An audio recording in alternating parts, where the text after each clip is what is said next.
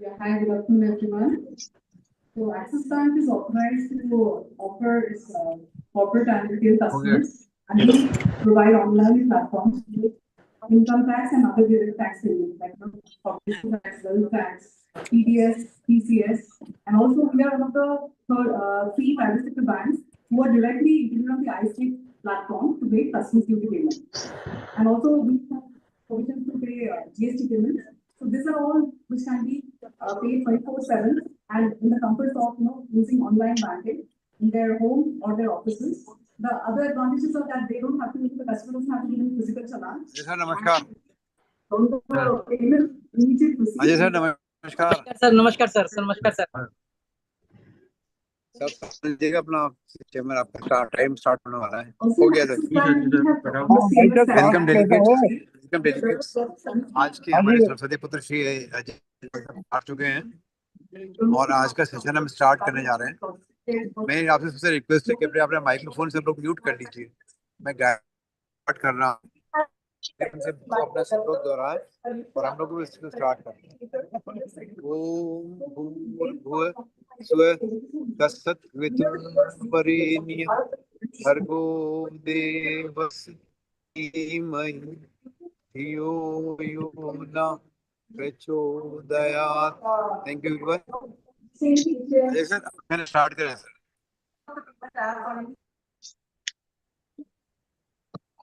Good afternoon हर sir, Shailesh विश्वकर sir, अंकित गर्ग साहब और मेरे सभी सहपाठी लोग। हम एज यूजुअल हमारा जो फर्स्ट सेशन होता है जीएसटी या इनकम टैक्स के ऊपर, हमारा सीधे क्वेश्चन आंसर्स के ऊपर होता है। तो अगर कोई सीधे क्वेश्चन आंसर है तो स्टार्ट करें, अगर या आपकी परमिशन है तो मैं कोई केस लॉ कोई पर्टिकुलर इस वीक में जो डिसाइड हुआ है उसके ऊपर भी मैं स्टार्ट कर सकता हूँ। संजय से कोई इनकम टैक्स पे क्वेश्चन हो तो वो पूछ लीजिए, अदरवाइज सर अपना केस सॉल्व कर देंगे। सर हेलो, इनकम टैक्स के ऊपर क्वेश्चन करिएगा। नहीं सर, इनकम टैक्स जीएसटी दोनों बोले ना। मैं इनकम टैक्स लेता हूँ सर। आज केवल इनकम टैक्स है, जीएसटी टैक्स नहीं। अजय सर एक सेकंड, अजय सर एक सेकंड। अभी पहले हमारे मेन स्पीकर पंकज मिश्रा साहब हमारे साथ हैं। सर नमस्कार कर रहे हैं, सब पंकज मिश्रा सर नमस्कार कर रहे हैं सबको। नमस्कार सर। शैलेश भाई जी सर, वक्त पहले बोल रहे हैं सर पंकज सर। शैलेश भाई नमस्कार कर रहे हैं सर। देख रहा हूँ सर, देख रहा हूँ। मेरा एक आध दिन को बुला लीजिए सर को दोबारा बुलाएंगे फिर अभी कुछ दिन बाद। हाँ बुला लीजिए सर। जी जी ठीक। हेलो सर स्टार्ट करें, अपना कैरी करें। अजय सर अपना चालू करें। एक क्वेश्चन है। हाँ पूछिए सर। सर जीएसटी और इनकम टैक्स के अधिकारी जो प्रॉपर जवाब देने के बाद भी ऐसा बिहेव करते हैं कि उनको कुछ समझ में ही नहीं आ रहा, तो ऐसे अधिकारियों के खिलाफ कार्रवाई के लिए कौन सा झटके बहुत देर आता है। मना खान जी अपना माइक म्यूट कर लीजिए प्लीज। Ji sir. इनका प्रश्न ये है कि जीएसटी और इनकम टैक्स के जो अधिकारी होते हैं उनको प्रॉपर जवाब देने के बाद भी वैसा बिहेव करते जैसे उनको कुछ समझ में नहीं आया या वो समझना नहीं चाहे। सर मुझे लगता है कि ये हम लोगों का सब एक्सपीरियंस बेस्ड है और ऐसा हम नहीं कह सकते उनको समझ में। प्रॉब्ली एक कारण ये भी हो सकता है जिस लैंग्वेज में, जिस मैनर में वो समझना चाहते हैं हम उसको नहीं समझा पा रहे हैं, क्योंकि बहुत सारे फैक्ट्स हमारे केस को हमें पता होता है, हम उस मैनर में शायद एक्सप्लेन नहीं कर पा रहे हैं।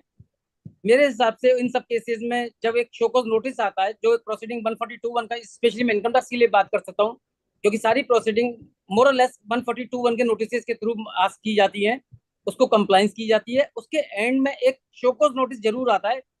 जिस भी चीज में कोई डिविएशन होता है मेरी रिटर्न इनकम से ऊपर या मेरे सबमिशंस के ऊपर, जिसमें मेरा असेसिंग ऑफिसर मेरे से एग्री नहीं करते हैं, वो मुझे शो कॉज नोटिस देते हैं।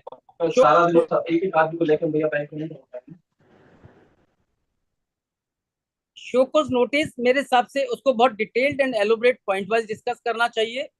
उसके साथ अगर लगता है तो हम लोगों को एक मेरे साथ सिनॉप्सिस टाइप बना के भी सबमिट कर देना चाहिए और एक फिजिकल वीडियो कॉन्फ्रेंसिंग हम लोगों को मानना चाहिए। अगर कोई डिविएशन आता है हम वहां पर कर सकते हैं। आपने पूछा वो अधिकारी को समझ में नहीं आ सकता है, तो मुझे लगता है उसके लिए सर एक हमारे पास दो चीजें हैं। अगर कोई फंडामेंटल राइट हुआ है तो रिट मेरे पास है, अदरवाइज मेरे पास अपीलेट जुडिशन होती है। एक प्रोसीजर लैप्स जरूर है, 20% की टैक्स लाइबिलिटी आती है, बट मुझे लगता है कि उसके बाद सर उसके अलावा तो और कोई एक वे आउट नहीं है। ये एक सिस्टम यही चलता आ रहा है। सर मेरा क्वेश्चन प्रोसीडिंग को लेके नहीं था जी। मेरा क्वेश्चन अधिकारियों के बिहेवियर और कुछ ऐसा कंडक्ट जो कि आप लिखते भी हैं कि ये सेक्शन ये के तहत ये प्रोहिबिटेड है, या ये हमने इसको कंप्लाई किया है, या इवन रिटर्न में, जैसे आप जीएसटी के बहुत सारे केसेस में आपने देखा होगा कि जब एकदम शुरू शुरू में जीएसटी आया था तो बहुत सारे रिटर्न्स गलत थे, गलत ढंग से पुट हुआ, किसी को समझ में ही नहीं आया, साइट का प्रॉपर रिस्पांस नहीं था, है ना, इनपुट लेके इश्यूज था। गवर्नमेंट नोटिफिकेशन जारी हुआ कि ठीक है अगर आईटीसी का इशू है तो उसको ऐसे रिजॉल्व कीजिए, अगर गलती से ले लिया है और उसको कैरी फॉरवर्ड किया है लेकिन अगर यूटिलाइज नहीं किया है तो उसमें इंटरेस्ट पेनल्टी हटेगी। लेकिन यहाँ तो अधिकारी इस पॉइंट पे अड़े हुए हैं कि नहीं नहीं आपने तो क्लेम कर दिया ना, अब तो हो गया। अब वो जो नोटिफिकेशन है, मैं जो कहना चाह रहा हूँ वो समझिए सर कि मैं गवर्नमेंट के ही नोटिफिकेशन को कोट कर रहा हूँ कि उसके ही नोटिफिकेशन को अधिकारी नहीं समझते, तो हम लोग उस पर क्या करेंगे? सर देखिए बहुत सारे ये जो नोटिफिकेशन आते हैं, जो सर्कुलर भी आते हैं, बाइंडिंग प्रेसिडेंट होता है जो इनकम टैक्स की या जीएसटी की अथॉरिटीज होती हैं, और उसकी जो एपेक्स अथॉरिटी जो बोर्ड होता है वो एक सर्कुलर निकालते हैं। बहुत सारे डिसीजंस आए हुए हैं कि वो उसको बाइंडिंग नेचर होते हैं, बट वो उसको साइड कंसीडर उस स्टेज पे नहीं करते हैं। अगर मेरा उसमें यही कहना है, अगर उसमें कोई ग्रॉस वायलेशन हो रहा होता है और आपको लगता है एक सब्सटेंशियल अमाउंट इन्वॉल्व है या सब्सटेंशियल वायलेशन ऑफ जस्टिस हो रहा है या लॉ की कंप्लायंस नहीं हो सकती है, आप एक उसकी रिट फाइल कर सकते हैं। अदरवाइज तो फिर सर मेरे को लगता है कि एडजुडिकेशन का जो एक अपीलेट मेथड होता है, अपीलेट मेथड होता है, उस मैकेनिज्म को अडॉप्ट करना पड़ेगा। उसके अलावा और कोई तो वो बहुत ज्यादा तरीका नहीं रह सकता है, क्योंकि इनकम टैक्स में सेक्शन 144 के थ्रू आप जॉइंट कमिश्नर को भी अप्रोच कर सकते हैं अगर असेसिंग ऑफिसर नहीं सुन रहा है किसी केस में। लेकिन नॉर्मली सर उन केसेस में ज्यादा कुछ बहुत ज्यादा प्रैक्टिकली मेरा जो अपना अपना है, कोई बहुत ज्यादा उसमें चीज में रिजल्ट नहीं मिलता है। जी सर। है ना, कोई इनकम टैक्स के स्पेसिफिक होते हैं तो शायद मैं उसको एड्रेस करने की कोशिश कर सकता हूँ कि उसका इमीडिएट रिकोर्स क्या हो सकता है। नहीं सर, मेरा ऐसा आपका मानना है कि एक अलग से अथॉरिटी होनी ही चाहिए जिसमें इन अधिकारियों की डायरेक्ट शिकायत लगाई जाए। तो आप जो बता रही हैं तो प्रोसीडिंग का पार्ट है सर। अब मान लीजिए मैं रिट पिटिशन लगाऊंगा तो मेरे क्लाइंट का अगर 30,000 का मामला है, एक रिट पिटिशन को मैं प्रोसीड करने जाऊंगा तो 30,000 से ज्यादा तो उसका खर्चा हो जाएगा, और इस बात को अधिकारी जानते हैं कि भाई तो जाएगा कहाँ ये। सर इसमें जीएसटी में बेस्ट है आप ग्रीवेंस फाइल करें, और इन्फो जो पोर्टल है निर्मला सीतारमण मैडम वाला फाइनेंस मिनिस्टर का एक्स पर, उसमें डालें, डेफिनेटली एक्शन होता है और वो उसमें एक्शन लेते हैं। मैं अभी 1 मिनट में कॉल कर रहा हूँ। Thank you sir.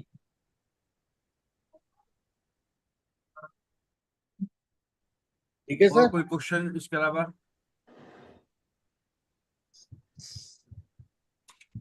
Sir Shailesh sir permission दे तो पूछूं मैं? हाँ, इनकम टैक्स संबंधित क्वेश्चन हो तो पूछ सकते हैं सर। उसमें जीरो हूँ। तो इनकम टैक्स के अलावा क्वेश्चन नहीं सर, सॉरी सर एक क्वेश्चन इनकम टैक्स से रिलेटेड पूछ सकता हूँ? हाँ आराम से, कोई पूछते नहीं, कोई दिक्कत नहीं, आराम सर से पूछ। नमस्ते सर। नमस्ते जी सर।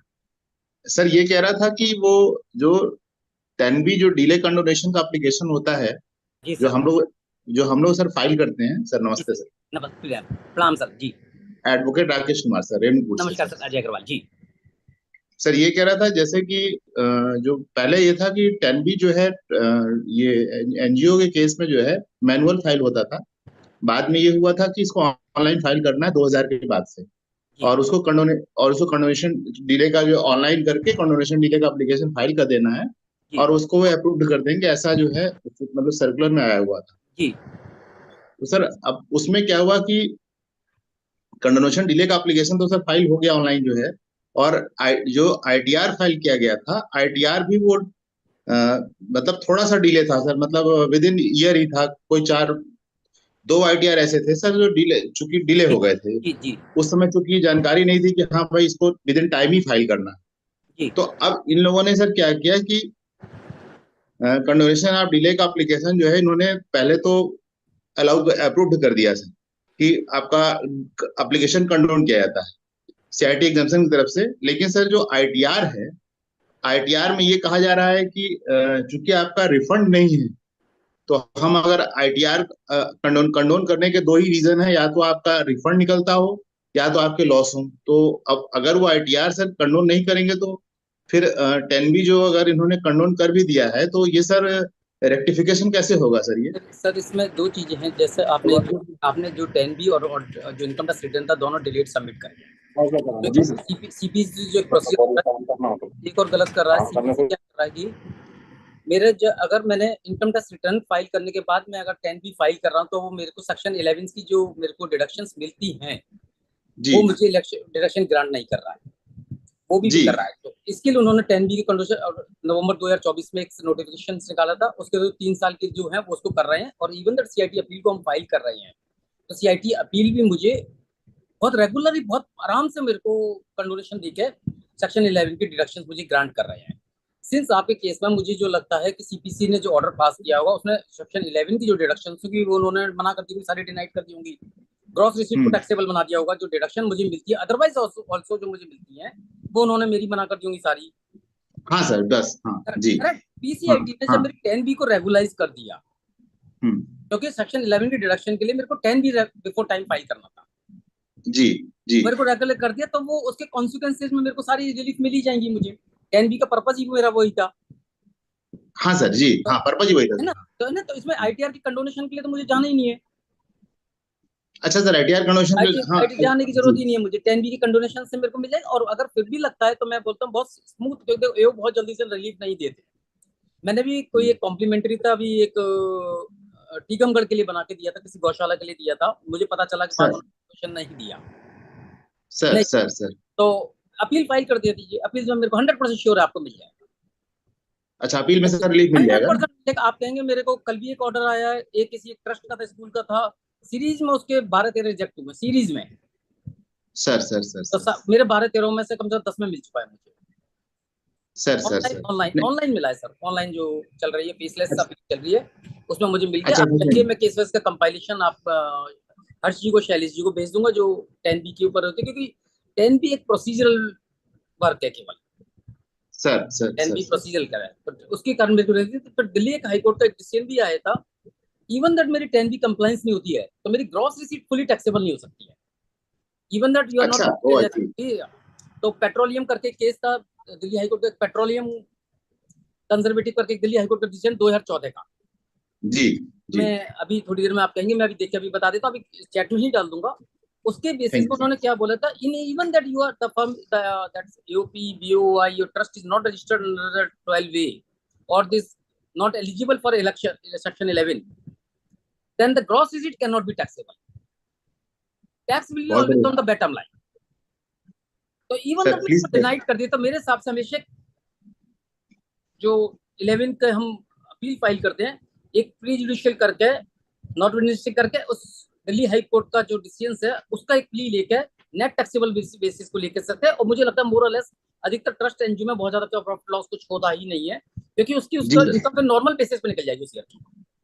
हाँ सर उसमें सर बिल्कुल कुछ भी प्रॉफिट लॉस कुछ नहीं है सर। ये खामखा के केसेस को उलझा के रखा है इन्होंने बहुत। कल ही एक डिसीजन आया 2020-21 का आया है, जिस केस में मेरी डेफिसिट थी, एक्सपेंडिचर ओवर द इनकम थी, और सर सेक्शन 11 को उन्होंने मना कर दिया। CIT NFPC ने केवल सेल्फ नोटेट किया था, इसमें सेक्शन 11 की जरूरत ही नहीं है आपको, सर सर की सर जरूरत नहीं है, और उन्होंने मेरे को फुली रिलीफ दिया है। अगर आप कहेंगे करेक्ट तो मैं करेक्ट डिसीजन को शेयर कर दूंगा। कल CIT का है, थोड़ा कॉन्फिडेंशियल होता, बट मैं कर सकता हूँ, मुझे कोई इशू नहीं है। हाँ नहीं अच्छा सर एक चीज और पूछना था। जी जैसे जैसे जैसे अब जैसे इन्होंने CIT एग्जामिशन ने सर कंडोन कर दिया 10B मान लीजिए, और डिमांड तो सर ऑलरेडी सिस्टम पे दिख रही है, तो हम क्या किसके जो SSC जो कंडोन करेगा उसके बाद एओ के पास आ जाती है ना सर, वो एओ उसको करेक्ट करना है, फिर उसको एओ उसका कॉन्सिक्वेंसेस देगा ना सर। अच्छा फिर इसके बाद AO के पास मुझे एओ उसको के पास जाइएगा, एओ को उसके कॉन्सिक्वेंस लेके 154 या 155 में ऑर्डर पास करेगा वो, और उसका फिर इम्पैक्ट करके नहीं करेगा। तो सर ये 154 तो 154 सर रेक्टिफिकेशन ही तो होगा सर, ये क्या करेंगे? होगा ना उसके in consequence to CIT exemptions 10 B condonation. अच्छा, ये लिखना पड़ेगा डिले ये उसके की 154 मूव होगा, 154 मूव होगा। 154 मूव होगा ना सर? हाँ 154 मूव। तो सर ये ऑफलाइन देंगे इनको ऑनलाइन देंगे सर? सर देखिए ऑनलाइन में है, आपको पता है, वो मेरे को लगता है 1-2 महीने पहले आ चुकी है, वो तो प्रैक्टिकली सर अब वो होता नहीं है सर, ठीक है सर, ऑफलाइन है ना। ठीक है but sir. Judicial assessing officer के पास आप जाएंगे तो मेरे को लगता है ट्रस्ट केसेस में नॉर्मली सुन लेते हैं सर, ट्रस्ट केस में। सर मैं टेबल पे रखा हूँ, मैं जस्ट मिनट आपको दिखाता हूँ सर। ये देखिए जो है ये अभी रिसेंटली सर परसों मिला 22 को सर, ये सीआईटी लखनऊ एग्जामिशन लखनऊ का है सर ये। और इन्होंने सर कंफ्यूज कर दिया कि मैं आपका आईटीआर तो कंडोन नहीं करूंगा, तो आप 10B कंडोन करा के क्या करेंगे? मैं कहा साहब आप 10B तो कंडोन कर दीजिए। सर देखिए जो नवंबर 2024 में आया था वो मेरे हिसाब से केवल वो 10B कंडोनेशन का था, वो आईटीआर कंडोनेशन का था नहीं। आईटीआर कंडोनेशन की पावर ऑलरेडी बहुत पहले से ही ऑलरेडी दे रखी है, जो आपने कहा था उसी तरह, नहीं तो फिर बोर्ड के पास जाना पड़ता है जी सर ना। तो इस केस में तो मेरे को केवल आईटीआर कंडोनेशन कराना ही नहीं है, क्योंकि वो मेरा एटमोस्ट 139(4) में बिलेटेड रिटर्न होगा। हाँ सर, बिलेटेड रिटर्न 139 में रेगुलर रिटर्न नहीं है मेरा, बिफोर टाइम नहीं है मेरा। 139(4) तो है ही है, हाँ हाँ जी सर, 134 तो है ये मेरा बिलेटेड रिटर्न। ठीक तो है हाँ जी सर। बियॉन्ड डेट के बाद इवन द रिटर्न डाला है या वो डाला है, तो वो मेरे हिसाब से कंट्रोल करके ये दोनों सेक्शन 11 की यूटिलाइजेशन की डिडक्शन बहुत आसानी से मिल जाती है। मेरा अपना ये एक्सपीरियंस है sir. Thank you very much sir, बहुत अच्छा नॉलेज दिया sir. Sir please information share कर दीजिएगा sir. Sure sir, thank you sir. मैं अभी कर दूंगा इनको ना, सर को मैं भेज देता हूँ डिसीजंस की, है ना सर। जी सर, या मैं शैलेश भाई को भेज देता हूँ, शैलेश भाई कर ही देंगे। हाँ जी सर प्लीज, मैं ले लूंगा। Thank you sir, thank you very much sir. और कृषि का क्वेश्चन सर, अच्छा प्रश्न पूछा राहुल राकेश जी आपने। Thank you sir. सर ये क्वेश्चन मेरा था please sir. Agarwal ji. Sir 1 minute मैं ले लूं सर, 1 मिनट आपका अगर ले लूं, अगर आपकी इजाजत हो तो सर। हाँ जी पृथ्वी जी का पर्याप्त समय है।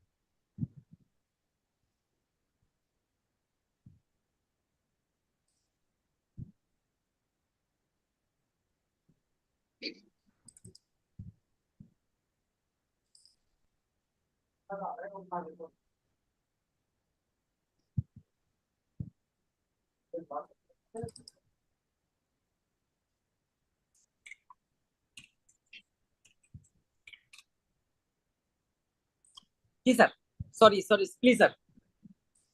थोड़ा सा क्वेश्चन ऐसा था सर, जैसे वो 87A की जो रिबेट ले रहे हैं आप, 7 शेयर म्यूचुअल फंड और 112 कैपिटल। 112 111 एक सर। जी सर। जी सर, तो जैसे वैलिडेट उसमें जो रिटर्न डाल रहे हैं अपन, वैलिडेट रिटर्न मतलब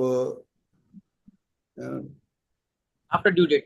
हाँ 128 वाली, तो उसमें इसकी छूट मिलेगी ना सर अभी तो? सर देखिए जो 24-25 का एक इशू था, मेरे हिसाब से बहुत बड़ी उसने कंट्रोवर्सी क्रिएट कर दी थी। चैम्बर ऑफ कॉमर्स मुंबई ने, मुंबई हाई कोर्ट ने डिसीजन भी दिया था।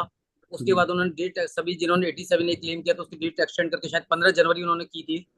15 जनवरी के बावजूद भी सभी केसेस में, मेरे को लगता है मैक्सिमम, सभी तो मैं पता नहीं सही बोल रहा हूँ, तो मैक्सिमम केसेस में जो मेरे पास कोई इन्फॉर्मेशन है, दोबारा से उसको उन्होंने उसके ऊपर 87A की रिबेट नहीं दी है। जो जिन लोगों ने रिटर्न रिवाइज भी करे थे in consequences to Mumbai high court order in tax chamber case to claim 87A, मुझे लगता है वो किसी ने भी उनको नहीं दी है। तो 87A की डिडक्शन जो रिबेट थी, सॉरी 87A की रिबेट थी, वो रिलेटेड उससे रिलेटेड क्वेश्चन ये थी उसमें, क्योंकि वो 5 जुलाई के कारण जो उन्होंने सॉफ्टवेयर में चेंजेस कुछ करे थे, उसमें उन्होंने उसको कंफर्म करा था। इवन दैट 15 जनवरी 2025 के बाद भी सभी में कंफर्म ही हो गई, और करंट में तो उन्होंने बिल्कुल क्लियर ये कर दिया कि अब वो नहीं मिलेगी। जो अपन पुरानी 128 में जो रिटर्न डाल रहे हैं उसमें भी नहीं मिलेगी ना? सर उसमें मिलनी चाहिए, तो सिस्टम नहीं दे रहा है सर। उसके लिए बस एक ऑप्शन यही है कि 154 एक मूव कर दीजिएगा, ये वो प्रॉब्ली रिजेक्ट कर देंगे, या फिर अगर कोई सब, क्योंकि अमाउंट बहुत छोटा है, मैक्सिमम 62,000 रुपए का, उससे ज्यादा का है नहीं। सीआईटी अपील का वो वर्केबल होता नहीं है, क्योंकि सीआईटी अपील के लिए उसकी इतने छोटे अमाउंट के लिए एक अपील फाइल की जाए। Thank you sir, thank you very much.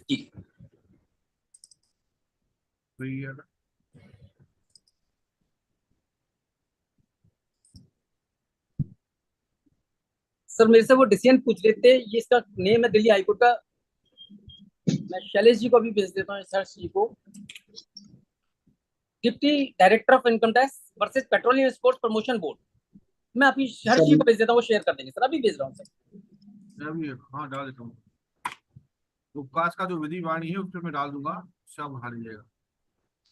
अगर शेयर करना तो मैं पूरा शेयर भी कर दूंगा सर आपको। डिसीजन अगर डिसीजन है तो मैं डिसीजन भी भेज दूंगा सर उसका। एंड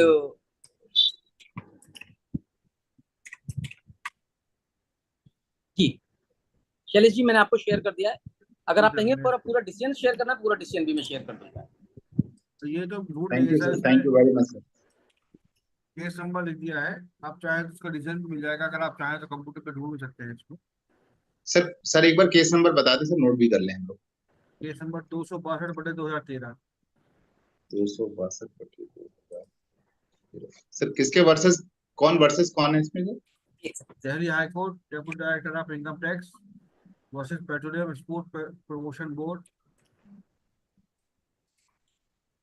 शैलेश जी मैंने आपको भेज दिया है, पूरा डिसीजन भेज दिया है, नीचे नहीं मेरे पास आ गया है। पूरा डिसीजन भेज ठीक दिया। है सर, ठीक है सर, शेयर कर दीजिएगा वहां से। उपकाश का जो विधि वाणी वाला जो ग्रुप है उसमें मैं डाल दे रहा हूँ, वहां से उठा दीजिए। शैलेश जी आपने मुझे उसमें मेंबर नहीं बना रखा है। बस विधि वाणी में हाँ जी अभी बना देता हूँ जी आप भी बना देते। मैं सर चलिए ऑलमोस्ट डेली बेसिस पे केस का डिसीजन शेयर करता हूँ, हाँ कर डेली लीजिए बेसिस सर पे आप सर। हाँ सर कर लीजिए। और सर कोई का एक क्वेश्चन फॉर्म किसी का? और कोई प्रश्न पूछना चाहें?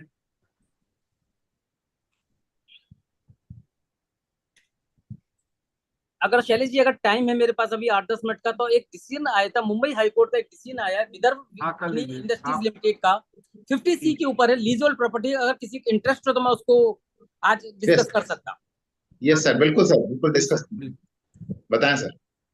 सर 50C का जो प्रोविजन है 2003 में इनिशिएटिव हुआ था, और इसने ऐसा कहा था अगर मैं कोई कैपिटल एसेट्स जो 214 में डिफाइंड है उसको ट्रांसफर करता हूँ, वो स्टैम्प ड्यूटी वैल्यू से कम है, तो मेरे ऊपर कैपिटल गेन कैलकुलेशन करने के लिए 50C के प्रोविजन लगेंगे।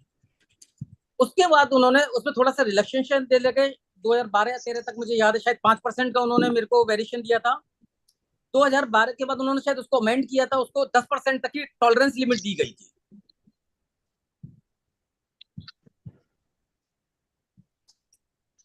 अगर मैं एक छोटा सा क्विकली एक पैरा पढ़ देता हूँ। Special provision for full value of the consideration in certain cases where the consideration received or accruing as a result of the transfer of assessee of a capital assets. यह बहुत important word था, capital assets. being land or building or both is less than the value adopted or assessed by an authority of a state government.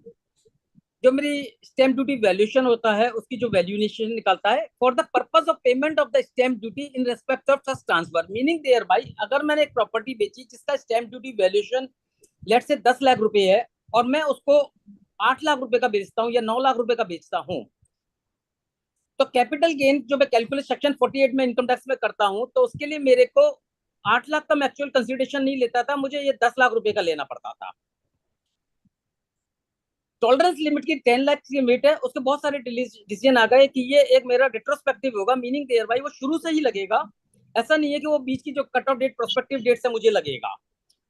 पुनः ITT का भी decision है, Mumbai ITT के भी decision है, बहुत सारे सीरीज में डिसीजन है, मीनिंग देयर भाई अगर मैंने 9 लाख लेट से 10,000 9 लाख 2,000 रुपए का बेचा है तो मैं उसके ऊपर 50C नहीं लगेगा, मैं उसको 9 लाख 2 लाख ले लेता हूँ। बट अगर मैंने उसको 9 लाख में सेल कर दिया है क्योंकि मेरी टॉलरेंस लिमिट 10% से ज्यादा हो चुकी, तो मुझे उसका sale consideration for the purpose of capital gain 10 lakh रुपए लेना पड़ेगा।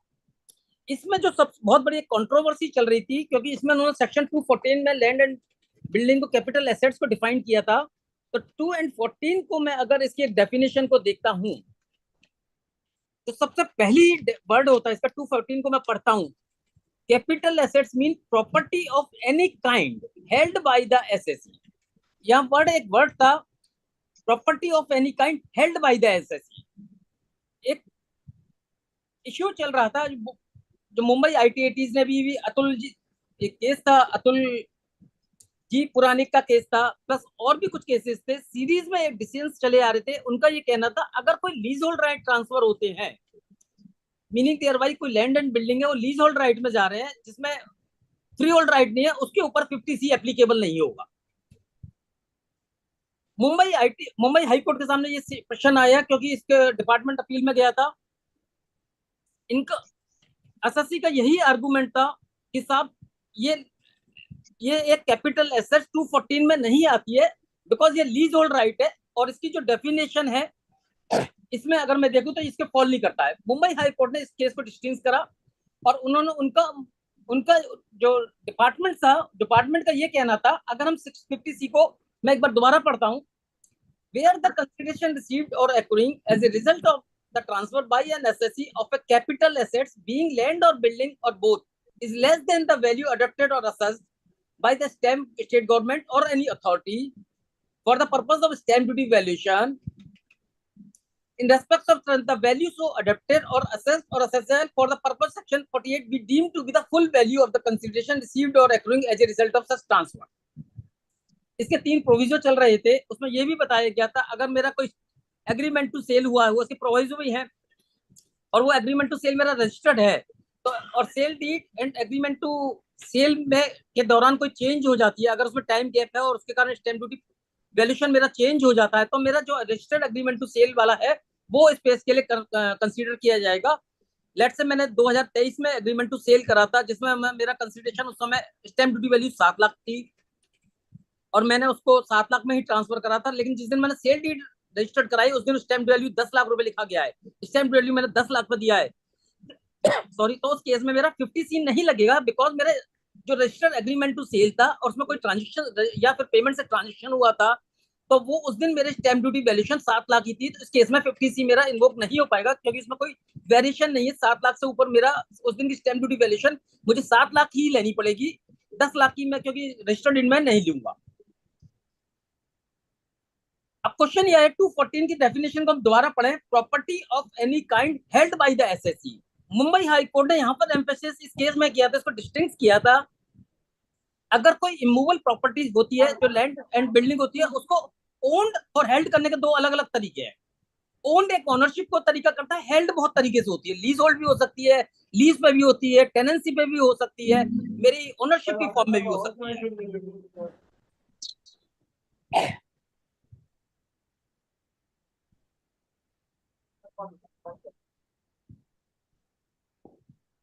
इन पैरा नंबर 7 में मुंबई हाई कोर्ट ने ऑनरेबल जज ने क्या बोला, we therefore find that merely because the land was originally allotted by the MIDC by way of a lease to the predecessor to the appellant who in turn has received the same by way of an assignment।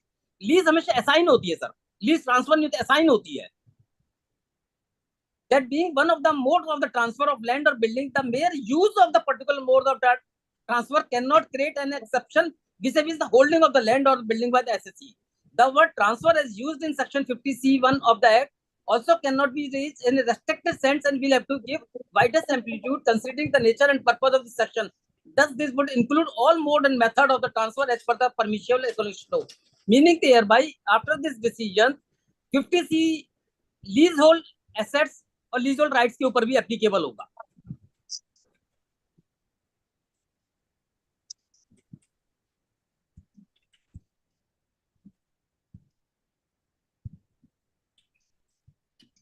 ठीक sir.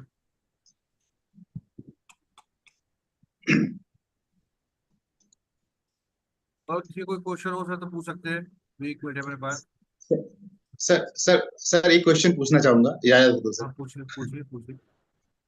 Sir ये कह रहा था कि suppose कर लें कि जैसे जब इस प्रॉपर्टी सेल और परचेस की बात हो रही थी जिसपे गवर्नमेंट कितना टैक्स उस पर डिप्यूट करेगा, सर मैं ये जानना चाह रहा था कि जैसे सपोज कर लीजिए कि कोई प्रॉपर्टी है उसकी गवर्नमेंट वैल्यूएशन के हिसाब से उसकी जो वैल्यू है वो 50 लाख के आसपास में है, स्टैम्प ड्यूटी और सर स्टैम्प ड्यूटी नहीं सर, उसकी वैल्यू सर, मतलब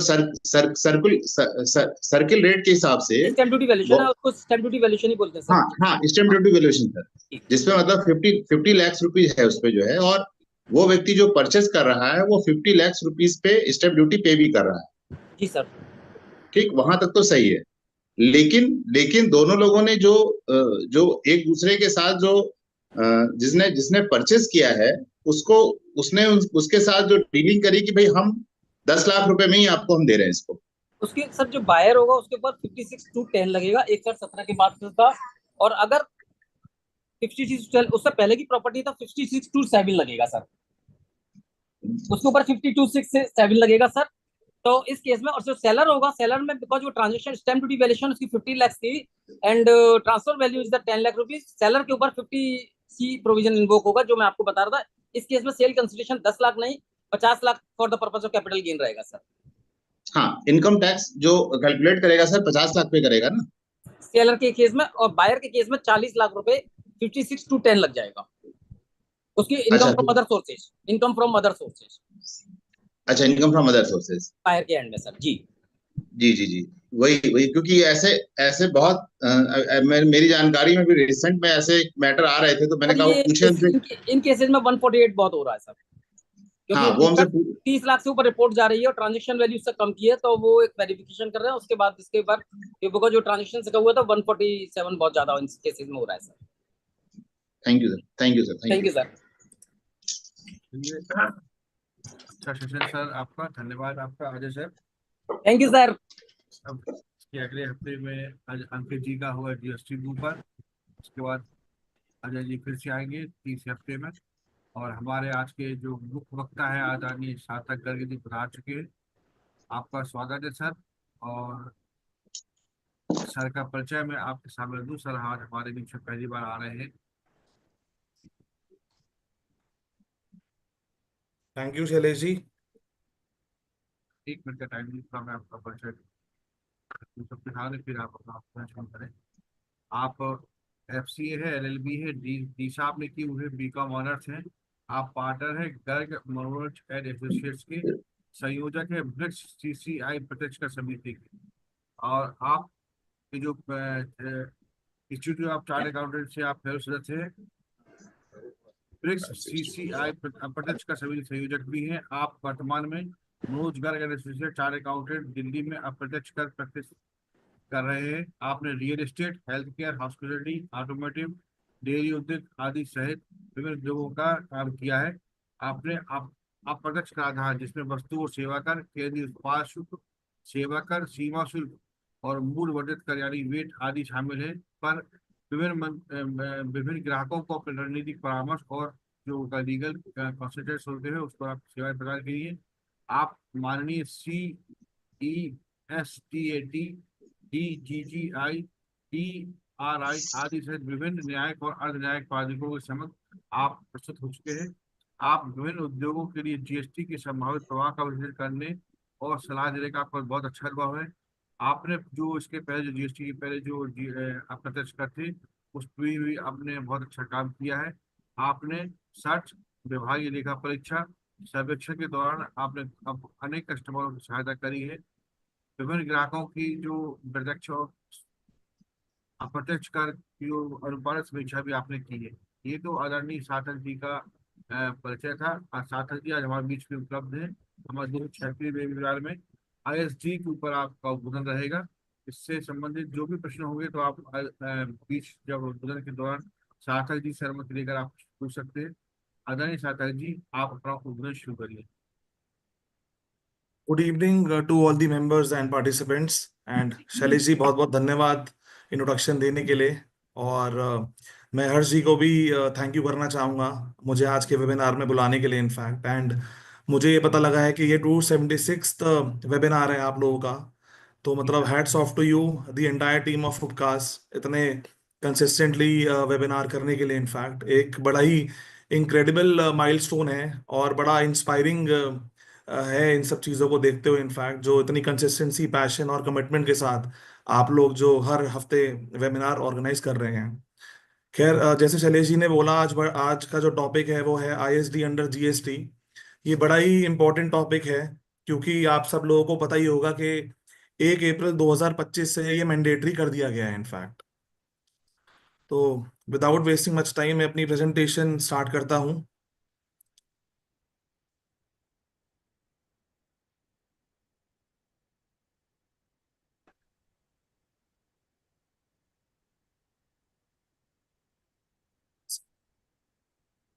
शैलेश जी, ये इसमें शेयरिंग का ऑप्शन नहीं आ रहा जूम में, या तो राइट्स आपको चेंज करने पड़ेंगे। मेरे काफी तो फिर पूरा हुआ है। आप एक बार देखिए।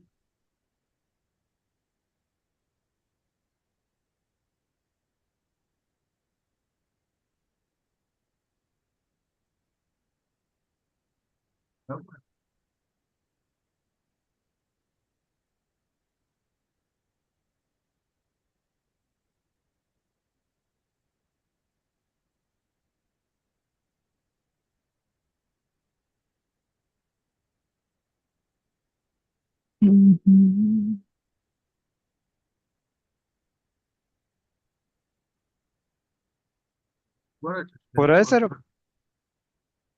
हम चीज थोड़ा देखिए ना क्या दिक्कत है सर।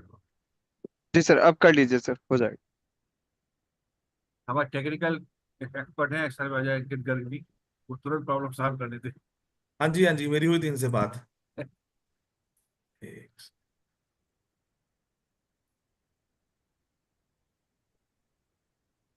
हाँ सर, हो रहा है सर? अब आ रहा है, अब आ रहा है, हाँ, आ गया।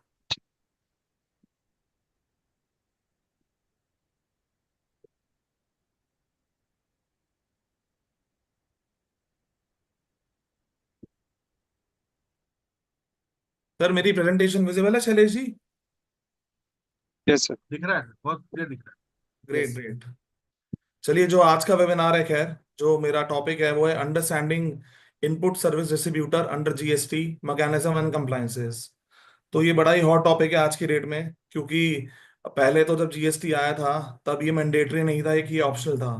बट गवर्नमेंट ने लास्ट ईयर ही बजट के थ्रू इसको मैंडेटरी कर दिया गया है, और ये 1/4/2025 से ये एप्लीकेबल है उन सभी टैक्स पेयर्स के लिए जिनके रजिस्ट्रेशंस डिफरेंट स्टेट्स में हैं, मतलब एक से ज्यादा स्टेट में जिनके भी रजिस्ट्रेशन है उनको ये लेना पड़ेगा, इनफैक्ट आईएसडी का रजिस्ट्रेशन।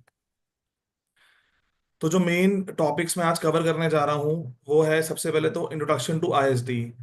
बेसिकली मैं डिस्कस करूंगा कि आईएसडी का कॉन्सेप्ट क्या है, इसका एवोल्यूशन कहाँ से हुआ, और आईएसडी वाले मैकेनिज्म की जरूरत क्या है जीएसटी के अंदर। उसके बाद जो टॉपिक मैं डिस्कस करूंगा वो है legal framework and definition of ISD. Specific provisions जो जीएसटी एक्ट के अंदर हैं, जो आईएसडी को बेसिकली गवर्न करते हैं, जो भी स्पेसिफिक प्रोविजन है, जो भी रूल्स है, रेगुलेशंस हैं, वो सब मैं डिस्कस करूंगा। इसके अलावा जो आईएसडी की डेफिनेशन है वो मैं डिस्कस करूंगा, क्योंकि ये जो डेफिनेशन है लास्ट ईयर ही अमेंड हुई थी। तो ये भी एक इंपॉर्टेंट डिस्कशन है जो मेरे आज के वेबिनार में रहेगा। उसके बाद एक रजिस्ट्रेशन है कि किस चीज की लायबिलिटी है आईएसडी की रजिस्ट्रेशन लेना। उसके अलावा प्रोसेस क्या है और क्या क्या डॉक्यूमेंट्स चाहिए हमें आईएसडी रजिस्ट्रेशन लेने के लिए। उसके बाद एक बड़ा इंपॉर्टेंट टॉपिक है जो मैनर ऑफ क्रेडिट डिस्ट्रीब्यूशन, कि जो हमें कॉमन आईटीसी मिलता है सर्विसेज पे, उसको मैं कैसे डिस्ट्रीब्यूट करूंगा एज अ आईएसडी। ये एक टॉपिक है जो मैं डिस्कस करूंगा। इसके अलावा आईएसडी की क्या क्या कंप्लाइंस रिक्वायरमेंट है, जैसे कि रिटर्न फाइलिंग हो गई, आईएसडी को इनवॉइस करना है, और अगर कोई भी नॉन कंप्लायंस आईएसडी करता है तो उस केस के अंदर क्या पीनल प्रोविजंस एप्लीकेबल होंगे। उसके अलावा मैंने 2-3 प्रैक्टिकल केस स्टडी आप लोगों के लिए बड़ी बेसिक सी बनाई है इसके अंदर, कि एटलीस्ट आपको पता लग जाए कि आईएसडी का मैकेनिज्म वर्क कैसे करेगा। उसके अलावा अब जैसे कि आईएसडी मैंडेटरी हो गया है तो उसको इम्प्लीमेंट कैसे करें। रजिस्ट्रेशन तक तो ठीक है, लेकिन उसके बाद क्या प्रोसेस रहेगा, किसी भी टैक्स पेयर को अपने यहाँ पे क्या क्या चेंजेस करने होंगे, वो मैं एक शॉर्ट में डिस्कशन करूंगा आज। तो सबसे पहले जो मेरा टॉपिक है वो introduction to ISD, ISD concept and evolution. तो देखिए, आईएसडी बड़ा ही एक इंपॉर्टेंट कॉन्सेप्ट है जो कि डिजाइन किया गया है to streamline the distribution of input tax credit. ये उन टैक्स पेस पे एप्लीकेबल है जो कि जिनके जीएसटी रजिस्ट्रेशन मल्टीपल स्टेट्स के अंदर है इनफैक्ट। देखिए होता क्या है, एक कंपनी है, जैसे मान लेते हैं XYZ लिमिटेड, उसका हेड ऑफिस दिल्ली में लोकेटेड है और उसकी मल्टीपल ब्रांचेस हैं, वो ऑल ओवर इंडिया रजिस्टर्ड हैं। लेकिन जो हेड ऑफिस है उससे कोई बिलिंग का काम नहीं होता, मतलब वहां से कोई सप्लाई नहीं होती। तो जब सप्लाई नहीं होती तो इस वजह से वहां पर कोई टैक्स इनवॉइस रेज नहीं होता और ना ही जीएसटी जो है वो डिस्चार्ज होता। तो इस वजह से होता क्या है, जो हेड ऑफिस है उसके अंदर बहुत सारी कॉमन इनपुट सर्विसेज जो हैं वो आती हैं, जिसका जीएसटी जो है इकट्ठा हो जाता है, एक्यूमुलेट हो जाता है बेसिकली। तो इस प्रॉब्लम को हटाने के लिए गवर्नमेंट ने एक आईएसडी मैकेनिज्म बनाया है, ये मैकेनिज्म कोई नया मैकेनिज्म नहीं है, कम से कम 20 साल पुराना मैकेनिज्म है, क्योंकि ये मैकेनिज्म सबसे पहले एक्साइज और सर्विस टैक्स regime में 2005 में आ गया था। ये प्रॉब्लम पहले भी होती थी और जीएसटी में भी है इनफैक्ट, उन कंपनीज के लिए जिनके हेड ऑफिस में इनवॉइसेस तो आते हैं इनपुट सर्विसेज के, बट वो उसको यूज नहीं कर पाते, तो होता कि सारा क्रेडिट इकट्ठा होता रहता है। तो ये कॉन्सेप्ट जो है वो बेसिकली कैरी फॉरवर्ड हुआ है अपने एक्साइज और सर्विस टैक्स regime में।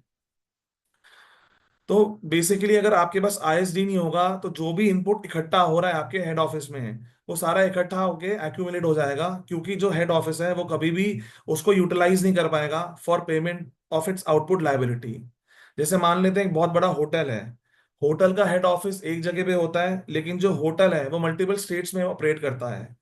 तो जो भी कॉमन इनपुट सर्विस होती है पूरे कंपनी के लिए, जैसे आपके ऑडिट की सर्विस हो गई, या आपके सॉफ्टवेयर की सर्विसेज हो गई, लीगल फीस हो गई, आईटी कंसल्टेंसी फीस हो गई, क्लाउड सर्विसेज की फीस हो गई, तो ये जो फीस है ये कॉमन है फॉर ऑल दी बिजनेस। ऐसा नहीं है कि किसी स्पेसिफिक ब्रांच को आप बांट सकते हैं भाई। जो ऑडिट करेगा सैट ऑडिटर या भाई जीएसटी ऑडिटर, वो पूरे कंपनी का ऑडिट करेगा, ना कि किसी ब्रांच का करेगा। तो देयरफॉर ये कॉमन इनपुट सर्विस में काउंट किया जाता है। इस वजह से ये जो सर्विस है हमेशा हेड ऑफिस ही लेता है, लेकिन वो इसका इनपुट कभी भी यूज नहीं कर पाता। सो इन सब चीजों को देखते हुए ही गवर्नमेंट ने आईएसडी का कॉन्सेप्ट जो है वो इंट्रोड्यूस किया था। और पहले जीएसटी आने के बाद ये था एक्ट के अंदर, बट इसको मैंडेटरी नहीं किया गया था। लेकिन अब लास्ट ईयर फाइनेंस एक्ट से इसको मैंडेटरी कर दिया है। तो जो जो कंपनीज हैं जिनके मल्टीपल रजिस्ट्रेशन है अक्रॉस वेरियस स्टेट्स, उनको ये चीज आईएसडी की रजिस्ट्रेशन लेना मैंडेटरी कर दिया गया है इनफैक्ट। तो इसके अलावा एक इम्पॉर्टेंट चीज जो आईएसडी के बारे में आपको बताना चाहूंगा वो ये है कि आईएसडी मैकेनिज्म जो है वो जो भी सिर्फ आपका क्रेडिट इनपुट सर्विस पे आया है आप उसको ही डिस्ट्रीब्यूट कर सकते हैं। कोई इनपुट या कैपिटल गुड्स अगर हेड ऑफिस ले रहा है उसका वो डिस्ट्रीब्यूशन नहीं कर पाएगा। तो जो आईएसडी मैकेनिज्म है it is only specific to input services and not inputs और कैपिटल गुड्स। जैसे कि मैंने आपको बताया कि एक आईएसडी बड़ा ही पुराना कॉन्सेप्ट है, तो मैंने एक चार्ट बनाया है कि आईएसडी प्री जीएसटी रिजीम में क्या क्या उसके प्रोविजंस थे और जीएसटी आने के बाद आईएसडी के अंदर क्या क्या प्रोविजंस आए। तो प्री जीएसटी रिजीम में जो कि एक्साइज और सर्विस टैक्स के रिजीम में आईएसडी कौन हो सकता था? या तो एक manufacturer, producer of final product और प्रोवाइडर ऑफ आउटपुट सर्विसेज। तो कोई भी मैन्युफैक्चरर या आपका आउटपुट सर्विस प्रोवाइडर के पास ऑप्शन था जीएसटी आने से पहले कि वो अपने आप को एज अ आईएसडी में रजिस्टर कर ले। जीएसटी आने के बाद मैन्युफैक्चर का कोई कॉन्सेप्ट रहा नहीं, इस वजह से जीएसटी के अंदर जो supplier of goods and services है वो आईएसडी बन सकता है। उसके अलावा जैसे कि मैंने आपको बताया था कि जीएसटी के अंदर जो आप क्रेडिट बांट सकते हैं वो सिर्फ इनपुट सर्विस का बांट सकते हैं, कैपिटल गुड्स और इनपुट्स का नहीं बांट सकते। सिमिलरली पहले के टाइम पे भी प्री जीएसटी रिजीम में भी यही कॉन्सेप्ट था कि जो क्रेडिट बांटेगा हेड ऑफिस वो सिर्फ इनपुट सर्विस का बांटेगा और कोई भी इनपुट या कैपिटल गुड्स का क्रेडिट नहीं बांटेगा। आज की डेट में जो जीएसटी रिजीम है उसमें एक स्पेसिफिक प्रोविजन है जो कि कहता है कि आपको सेपरेट आईएसडी रजिस्ट्रेशन लेना है। सेपरेट आईएसडी रजिस्ट्रेशन का मतलब ये हुआ कि अगर मान लेते हैं आपका बॉम्बे में हेड ऑफिस है और बॉम्बे में एक और आपका ब्रांच ऑफिस है जहां से आप गुड्स सेल करते हैं, तो आपको एक सेपरेट रजिस्ट्रेशन लेना पड़ेगा फॉर आईएसडी। ऐसा नहीं है कि आप नॉर्मल रजिस्ट्रेशन में ही आईएसडी का कंप्लायंस कर सकते हैं। पहले के टाइम में प्री जीएसटी रिजीम में ये रिक्वायरमेंट नहीं थी, no separate ISD registration was required. उसके अलावा जो डिस्ट्रीब्यूशन है, जो आईटीसी डिस्ट्रीब्यूट करेगा आईएसडी वो डिफरेंट जीएसटी जो ब्रांचेस हैं उसको ही करेगा जो कि सेम पैन में है। मतलब ये कि एक कंपनी की जो ब्रांचेस हैं उसी को डिस्ट्रीब्यूट कर पाएगा वो आईटीसी। ऐसा नहीं है कि कोई इंटर कंपनी हो उसको कर पाएगा। इनफैक्ट मान लेते हैं एक कंपनी है उसका पैन XYZ है, सेम जो पैन होगा उसी जीएसटी नंबर पे आपको डिफरेंट स्टेट्स पे जीएसटी नंबर मिल जाएगा इनफैक्ट। तो जो हेड ऑफिस है वो जो क्रेडिट डिस्ट्रीब्यूट करेगा वो उसी जीएसटी पे करेगा, ना कि किसी और के कंपनी के जीएसटी नंबर पे। उसके अलावा पहले के टाइम में आईएसडी को एक रिटर्न थी ST3 रिटर्न, जो कि यार 6 महीने में भरनी होती थी। जीएसटी के अंदर जो रिटर्न जाएगी आईएसडी की, वो है GSTR 6, जो कि मंथली बेसिस पे जाएगी। तो आईएसडी के लिए एक मंथली कंप्लाइंस है जो गवर्नमेंट ने मैंडेटरी कर दिया गया है। जो आईटीसी आईएसडी को डिस्ट्रीब्यूट करना है वो उसको मंथली बेसिस पे करना होगा। तो जैसे कि आप देख सकते हैं मेरे स्क्रीन पे, मैंने एक छोटा सा एक पिक्चर बनाया है इसके अंदर आप लोगों को समझाने के लिए कि आईएसडी एक ऑफिस है जो कि टैक्स इनवॉइसेस रिसीव करता है फॉर इनपुट सर्विसेज। तो जो हेड ऑफिस है वो बेसिकली अपनी कंपनी के, अपनी ब्रांचेस के बिहाफ पे एक टैक्स इनवॉइसेस रिसीव करता है फॉर कॉमन इनपुट सर्विसेज। उसके अलावा वो जो क्रेडिट है वो अवेल करता है और उसके बाद वो डिस्ट्रीब्यूट कर देता है अपने ब्रांचेस को। जो डिस्ट्रीब्यूशन है ये टर्नओवर के बेसिस पे होता है। तो बड़ा ही सिंपल एक फॉर्मूला है इसका, जो प्रो राटा बेसिस पे होगा। जिन जिन ब्रांच की टर्नओवर जैसे जैसे होगी उसी हिसाब से प्रो राटा बेसिस पे इसका क्रेडिट बांट दिया जाएगा। तो आईएसडी जो है वो सिर्फ एक क्रेडिट डिस्ट्रीब्यूटर है और कोई सप्लायर नहीं है। आईएसडी जो रजिस्ट्रेशन होगा उससे आप कभी भी कोई सप्लाई ऑफ गुड्स और सर्विसेज नहीं कर सकते। इसका सोल जो एक मोटिव है वो है सिर्फ एक क्रेडिट डिस्ट्रीब्यूट करना। जो भी कॉमन क्रेडिट आया है उसको ये इकट्ठा करेगा, उसके बाद अपनी ब्रांचेस में टर्नओवर के बेसिस पे, प्रोडाटा बेसिस पे बांट देगा इनफैक्ट। जैसे कि मैंने एक एग्जांपल भी लिखा है, a company might have a head office in Bombay and several branch office in other states. जो इनवर्ड इनवॉइसेस होंगे स्पेसिफिक सर्विसेज के, जैसे कि मैंने बताया था आपकी लीगल सर्विस हो गई, ऑडिट सर्विस हो गई, सॉफ्टवेयर की सर्विस हो गई, जो एक कंपनी एज अ होल लेते हैं लोग, वो जो होंगे वो आपके आईएसडी के अंदर आ जाएंगे।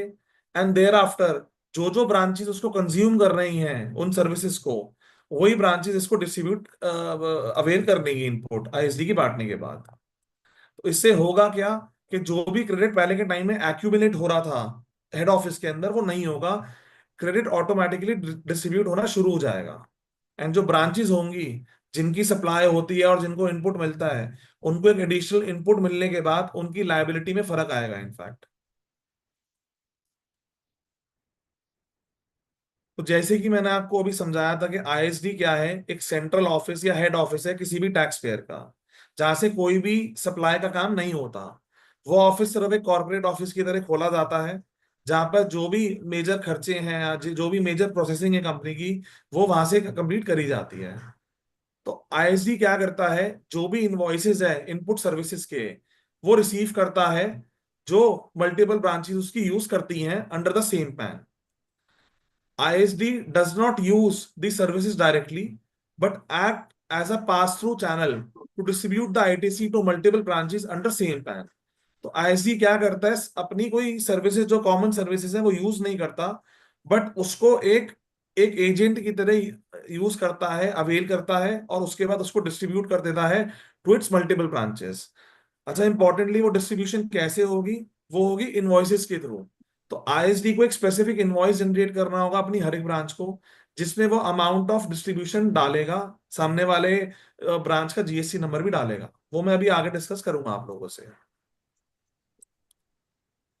तो जो क्वालिफिकेशन कंडीशन है, अगर आपको ये मालूम करना है कि आपके आपके क्लाइंट के ऊपर भाई आईएसडी अप्लाई होता है नहीं होता, उसकी 3 बेसिक कंडीशंस हैं जो कि मैं आपको बताने वाला हूं।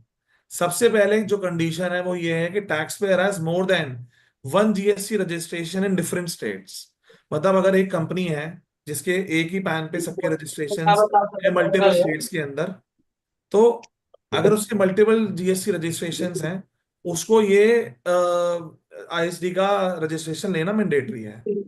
उसके अलावा जो सेकंड कंडीशन है वो ये है कि वो आईएसडी इनवॉइस रिसीव करता हो for common input services centrally. मतलब जो भी कॉमन इनपुट सर्विस आती हैं वो उस हेड ऑफिस में आती हैं और उसी हेड ऑफिस से उसकी प्रोसेसिंग और पेमेंट हो जाती है। थर्डली जो इंपॉर्टेंट कंडीशन है वो ये है कि वो जो सर्विसेज हैं कॉमन इनपुट सर्विसेज, वो जो सारी ब्रांचेस हैं वो उसको यूज करें इनफैक्ट। तो जैसे कि मैंने आपको बताया था कि ऑडिट की सर्विस हो गई, लीगल फीस हो गई, आईटी सर्विसेज हो गई, आपकी सॉफ्टवेयर सर्विसेज हो गई, ये सारी ब्रांच यूज करती हैं। मतलब ऐसा कहना बड़ा मुश्किल होगा कि नहीं इस ब्रांच ने इसको यूज करा है, इस ब्रांच ने इसको यूज नहीं करा इनफैक्ट। तो ये वाली सर्विसेज आप जैसे स्क्रीन पे देख सकते हैं वो है audit fees, software licence, advertising, company अपनी एडवर्टाइजिंग करवाती है अपने नाम पे, वो कभी ये नहीं लिखती कि इस वाली ब्रांच की मैं एडवर्टाइजिंग करवा रही हूँ, इस वाली ब्रांच की मैं एडवर्टाइजिंग करवा रही हूँ। वो कंपनी एज अ होल की एडवर्टाइजिंग करवाती है। तो वो भी एक कॉमन इनपुट सर्विस के अंदर काउंट होता है। इसके अलावा लीगल कंसल्टेंसी हो गई। मान लेते हैं कि किसी कंपनी का एक इंटेलेक्चुअल प्रॉपर्टी राइट है, उसका एक लोगो है, उसका डिस्प्यूट चल रहा है। तो वो जो लोगो है वो कंपनी एज अ होल का है, ना कि किसी स्पेसिफिक ब्रांच का। तो उसका जो डिस्प्यूट है, उसने जो लिटिगेशन का खर्चा किया, जो लीगल कंसल्टेंसी सर्विसेज पे करी, वो भी आपकी कॉमन इनपुट सर्विस के अंदर आती है। इसके अलावा कोई भी टेक्निकल कंसल्टेंसी जैसे आईटी कंसल्टेंसी ली या कोई भी मैनेजमेंट कंसल्टेंसी ली कंपनी एज अ होल ने, वो जो होगी वो आपकी कॉमन इनपुट सर्विस के अंदर काउंट कर ली जाएगी। इसके अलावा सिक्योरिटी सर्विसेज, मान लेते हैं कंपनी के 10 ऑफिस हैं, एक हेड ऑफिस आपका हो गया बॉम्बे में और बाकी जो 9 ऑफिस हो गए वो हो गए अक्रॉस द स्टेट्स। उसने एक ही कंपनी को हायर करा for security services of all the 10 offices. तो जो और उसने ये इंस्ट्रक्शन दी उस सिक्योरिटी कंपनी को कि आप मेरे को जो बिल दोगे, जो इनवॉइस रेज करोगे, वो मेरे हेड ऑफिस में के अंदर रेज करोगे। तो उसके उसमें होगा क्या कि जो सिक्योरिटी सर्विसेज होंगी वो कॉमन इनपुट सर्विस के अंदर काउंट होंगी। एंड देयरफॉर आईएसडी जो होगा उसका रजिस्ट्रेशन लेकर उसको इनपुट लेगा, उसके बाद आगे डिस्ट्रीब्यूट कर देगा अपनी ब्रांचेस को।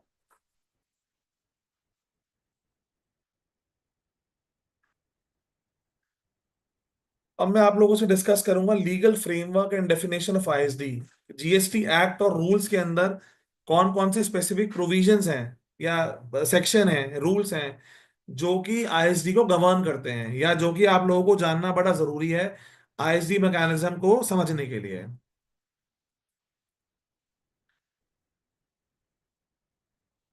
तो जो सबसे इंपॉर्टेंट सेक्शन है वो है सेक्शन 2 सब सेक्शन 61, जो कि बताता है डेफिनेशन ऑफ आईएसडी कि आईएसडी एक्चुअल में है क्या। जैसे कि मैंने आपको बताया था कि जो आईएसडी की डेफिनेशन थी वो अभी लास्ट ईयर अमेंड हुई थी और 1/4/2025 से ये वाली डेफिनेशन बदली जा चुकी है। इसका एक डिटेल एनालिसिस मैं अभी आगे आने वाली प्रेजेंट अपनी स्लाइड्स में करूंगा। इसके अलावा सेक्शन 20 जो है वो डील करता है manner of distribution of credit by ISD. Section 20 और रूल 39 जो दोनों ही हैं वो बड़े इंपॉर्टेंट प्रोविजंस हैं आईएसडी के, क्योंकि दोनों बताते हैं कि आईएसडी बांटने का मैनर और प्रोसीजर क्या होगा। अब आईटीसी कैसे रिसीव करेगा आईएसडी और उसके बाद कैसे बांटेगा। तो ये जो दो प्रोविजंस हैं बड़े इंपॉर्टेंट है आपको आपको जानने के लिए कि आईएसडी का मैकेनिज्म काम कैसे करेगा। उसके अलावा सेक्शन 21 है जो कि डील करता है manner of recovery of credit distributed in excess. ये सेक्शन बोलता है कि अगर किसी आईएसडी ने क्रेडिट जितना मिलना था उससे ज्यादा बांट दिया तो उस केस के अंदर उसकी रिकवरी कैसे करी जाएगी, डिपार्टमेंट रिकवरी कैसे करेगा और उसके पीनल कॉन्सिक्वेंसेस क्या होंगे। इसके अलावा रूल 54 है जो कि डील करता है कि जब आईएसडी अपनी ब्रांचेस को इनवॉइस रेस करेगा तो उस इनवॉइस में क्या क्या होना चाहिए बेसिकली। तो वो भी मैं आप लोगों से भी डिस्कस करूंगा आने वाली स्लाइड्स में। तो देखिए इसके अलावा आईएसडी की एक 4 बेसिक चीजें जो आप लोगों को जानना बड़ा जरूरी है कि अगर पहले आपको ये जानना है कि भाई आईएसडी आपका क्लाइंट है या नहीं है, वो क्वालिफाई करता है नहीं करता। अगर वो क्वालिफाई करता है तो आप उसको रजिस्ट्रेशन दिलवाइए। उसके बाद जो भी आपके वेंडर है जो कॉमन सर्विसेज दे रहे हैं वो आप रिसीव करें अपने आईएसडी रजिस्ट्रेशन के अंदर। उसके बाद आप वो जो क्रेडिट है जो आपके आईएसडी नंबर पे आया है, आपको जो आपके पोर्टल पे 2B पे दिखेगा, वो आप बांटिए आगे फॉर डिस्ट्रीब्यूशन ऑफ क्रेडिट। वो डिस्ट्रीब्यूशन ऑफ क्रेडिट बांटने के लिए जैसे कि मैंने बोला आपको इनवॉइस फेस करना पड़ेगा। ये इनवॉइस फेस करने के बाद वो इनवॉइस जो होंगे आपके रिटर्न्स के थ्रू फाइल होंगे। जैसे ही रिटर्न्स फाइल करेगा आईएसडी उसके बाद जाके वो क्रेडिट जो है उसकी ब्रांचेस के 2B में रिफ्लेक्ट जाएगा।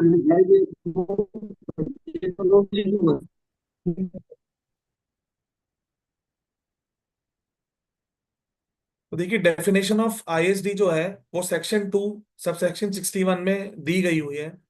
सबसे पहले मैं डिस्कस करूंगा कि अमेंडमेंट होने से पहले मतलब 31 मार्च 2025 तक आईएसडी की डेफिनेशन क्या बोलती थी। तो ISD means an office of the supplier of goods और सर्विसेज और both which receives tax invoices issued under section 31 towards the receipt of input services and issues a prescribed document for the purpose of distributing the credit of central tax, state tax, integrated tax, to a supplier of taxable goods or services or both having the same PAN as that of the said office.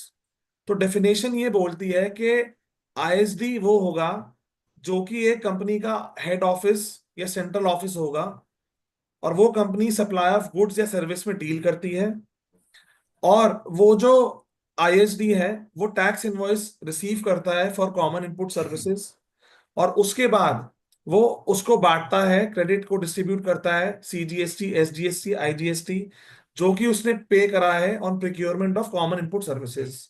वो credit जो है वो अपने distinct persons को बांटता है जो कि under same pan है, तो अपनी ब्रांचेस को क्रेडिट बांटता है अंडर सेम पैन। तो देखिए ये जो डेफिनेशन है यहाँ पर कहीं पर भी मैंडेटरी नहीं था कि आईएसडी को रजिस्ट्रेशन लेना मैंडेटरी है। इनफैक्ट अगर आप डेफिनेशन पढ़ेंगे, इस डेफिनेशन से कहीं पर भी ये बात निकल के नहीं आ रही है कि ISD was liable to obtain mandatory registration from 1 April 2025। तो प्रायर टू अप्रैल 1 2025 क्या था कि ISD registration was not mandatory. Head office के पास सिर्फ एक ऑप्शन था कि आप आईएसडी में रजिस्टर कर सकते हो, ये मैकेनिज्म तो एग्जिस्ट कर रहा था but it was not mandatory, it was only optional. तो इसके अलावा एक और ऑप्शन था हेड ऑफिस के पास कि हेड ऑफिस अपनी ब्रांचेस को एक टैक्स इनवॉइस बांट दे, जो भी बेसिकली जो एक कॉन्सेप्ट था क्रॉस चार्ज का। क्रॉस चार्ज के थ्रू वो क्या करता था, आईएसडी अपने बेसिकली जो हेड ऑफिस है वो अपनी ब्रांचेस को इनवॉइस रेस कर दिया करता था। जैसे कोई भी अगर हेड ऑफिस है वो अपनी ब्रांचेस को गुड सेल कर रहा है तो उन गुड सेल करने के लिए वो टैक्स इनवॉइस इशू करता है विद एप्लीकेबल जीएसटी, और अपने जीएसटी रिटर्न में दिखा के उनको क्रेडिट पास ऑन कर देता है। सिमिलरली 31/3/2025 तक जो कॉन्सेप्ट था वो था क्रॉस चार्ज मैकेनिज्म का, जो कि बड़ा एक सिंपल प्रोसीजर था जो कि अलाउ करता था अपने हेड ऑफिस को क्रेडिट बांटना टू इट्स ब्रांचेस। इसके रिगार्डिंग में एक सर्कुलर आया था 199 नंबर 17 जुलाई 2023 को, जिसने बड़ी एम्बिग्युइटी थी शुरू से आईएसडी के अंदर, उसको क्लियर करी थी। तो अगर किसी को ये समझना है कि क्रॉस चार्ज मैकेनिज्म था क्या, तो वो इस सर्कुलर को रेफर कर सकता है।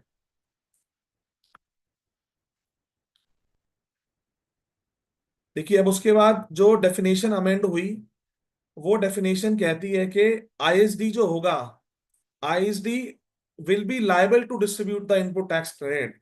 यहाँ पर जो अमेंडमेंट आई है उसमें क्लियरली लिखा गया है कि ISD will be liable to distribute ITC in respect of common input services.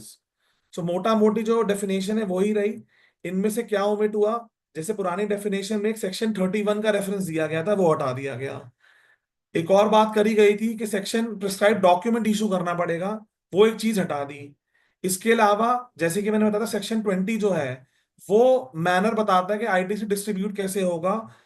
इस सेक्शन को उससे लिंक कर दिया गया कि जो भी आईएसडी होगा वो आईटीसी बांटेगा as per the manner provided under section 20। तो जो भी पहले आईएसडी क्वालिफाई करेगा उसको जो आईटीसी बांटना है वो एज पर सेक्शन 20 बांटना पड़ेगा। इसके अलावा पुरानी डेफिनेशन में ये क्लैरिटी नहीं थी कि जो भी आरसीएम के इनवॉइसेस होंगे, जैसे लीगल फीस पे आरसीएम लगता है, तो क्या वो आईएसडी बांट पाएगा, नहीं बांट पाएगा। तो गवर्नमेंट ने अमेंडमेंट लाके उसको भी क्लैरिटी दे दी है। तो जो भी आपके इनपुट के इनवॉइसेस होंगे वो आपके इंक्लूड करेगा वो वाले इनवॉइस जो जिसपे रिवर्स चार्ज लगता है under section 9 subsection 3 and subsection 4।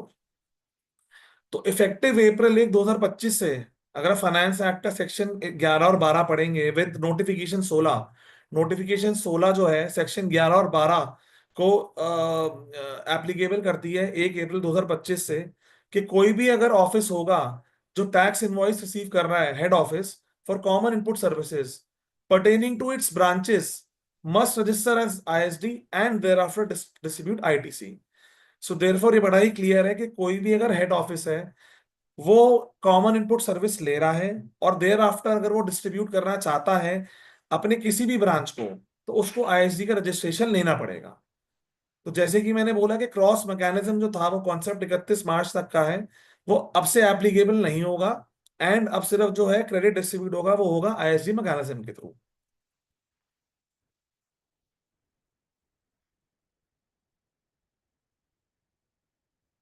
तो देखिए इसके बाद सबसे इंपॉर्टेंट चीज है, अभी तक मैंने आपको बताया कि आईएसडी का कॉन्सेप्ट क्या था, वो इवॉल्व कैसे हुआ और क्या क्या स्पेसिफिक प्रोविजंस थे जो हम लोगों को ध्यान में रखने पड़ेंगे वाइल डीलिंग विद आईएसडी।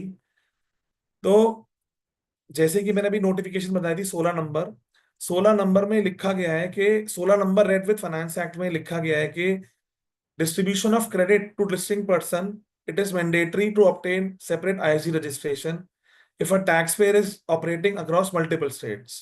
तो आई थिंक ये बात तो बड़ी क्लियर हो गई होगी कि कोई भी टैक्स पेयर जो कि ऑपरेट कर रहा है अंडर मल्टीपल स्टेट्स, और वो अगर कॉमन इनपुट सर्विसेज के उसको इन्वॉइसेस आ रहे हैं और उसको उसके बाद उसको डिस्ट्रीब्यूट करना है, तो उसके लिए उसको आईएसडी का रजिस्ट्रेशन लेना पड़ेगा।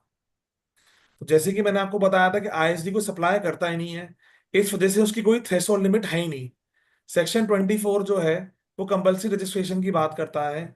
उसका जो क्लॉज 8 है वो कहता है कि आईएसडी को रजिस्ट्रेशन लेना मैंडेटरी है, इररिस्पेक्टिव कि उसकी टर्नओवर है नहीं है। तो खैर आईएसडी की तो कोई टर्नओवर होती ही नहीं है, तो देयरफॉर आईएसडी को without any turnover, without any limit और एप्लीकेबिलिटी रजिस्ट्रेशन लेना पड़ेगा। तो जो आईएसडी रजिस्ट्रेशन का प्रोसेस है वो सिमिलर है आपका जो आप नॉर्मल टैक्स पेयर का रजिस्ट्रेशन करते हैं।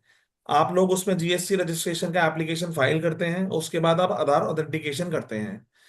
जैसे कि मैंने बताया कि नॉर्मल और रेगुलर टैक्स पेयर के लिए जो प्रोसेस है उसमें आप फॉर्म जीएसटी REG 1 फाइल करते हैं कॉमन पोर्टल पे। आईएसडी की रजिस्ट्रेशन के लिए भी आप लोगों को यही, या किसी टैक्स पेयर को यही फॉर्म फाइल करना होगा। इनफैक्ट आईएसडी सिर्फ एक स्टेट में एक ही रजिस्ट्रेशन ले सकता है, मल्टीपल रजिस्ट्रेशन आईएसडी का नहीं ले सकता। हाँ ये जरूर है कि अलग अलग स्टेट में अलग अलग आईएसडी हो सकता है, एक कंपनी के हर एक स्टेट में अलग अलग कॉर्पोरेट या हेड ऑफिस हो सकते हैं इनफैक्ट। तो उन अलग अलग हेड ऑफिस के लिए वो रजिस्ट्रेशन ले सकता है जो कि डिफरेंट स्टेट्स में है, लेकिन एक स्टेट के अंदर वो मल्टीपल रजिस्ट्रेशन नहीं ले सकता। तो मैंने एक सिंपल सा प्रोसीजर बताया है, खैर आप लोगों को पता होगा, आप लोगों ने जीएसटी रजिस्ट्रेशन एप्लीकेशंस भी काफी फाइल करी होंगी। तो बड़ा ही सिंपल सा एक प्रोसेस है, आपको जीएसटी पोर्टल पे जाना है, सर्विसेज के बाद रजिस्ट्रेशन का एक ऑप्शन आता है, उसके बाद आपको न्यू रजिस्ट्रेशन सेलेक्ट करना है जैसे कि आप नॉर्मल टैक्स पेयर के लिए करते हो। अब फर्क ये होगा, वहां पे आप एज अ नॉर्मल टैक्स पे रजिस्टर करते हो शुरू में, अब आपको ड्रॉप डाउन मेन्यू से as a ISD option select करना होगा जो पर्पस है। उसके अलावा जो पार्ट ए होता है बिजनेस डिटेल्स जैसे कि legal name, trade name, email, pan and mobile number, वो आपको वही भरनी होंगी जो आप नॉर्मल टैक्स पेयर में भरते हो। उसके अलावा आप अपना ओटीपी वेरिफिकेशन करें, और वेरिफिकेशन होने के बाद आप एक टीआरएन आपको जनरेट होगा आपकी मेल पे, उस टीआरएन के बाद आप अपना पार्ट बी भरें।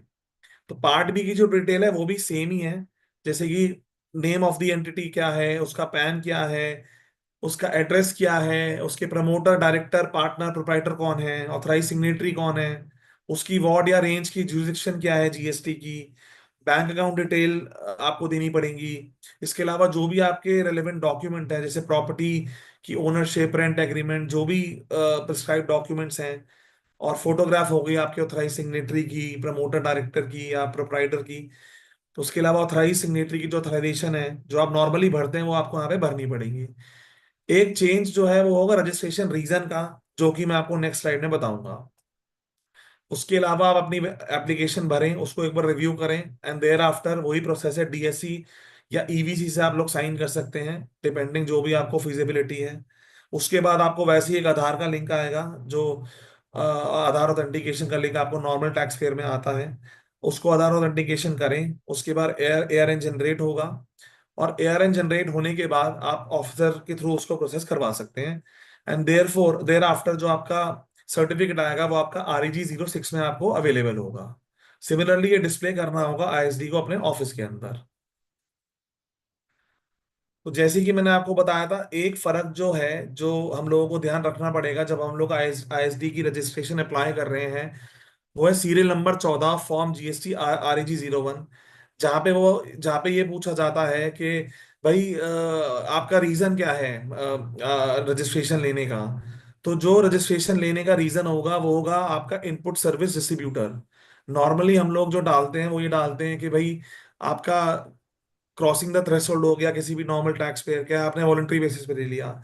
लेकिन जो आपकी आईएसडी की रजिस्ट्रेशन होगी आपको उसके लिए ऑप्शन स्पेसिफिक सेलेक्ट करना पड़ेगा, इसके बिना सेलेक्ट करे आप आईएसडी का रजिस्ट्रेशन नहीं ले पाएंगे।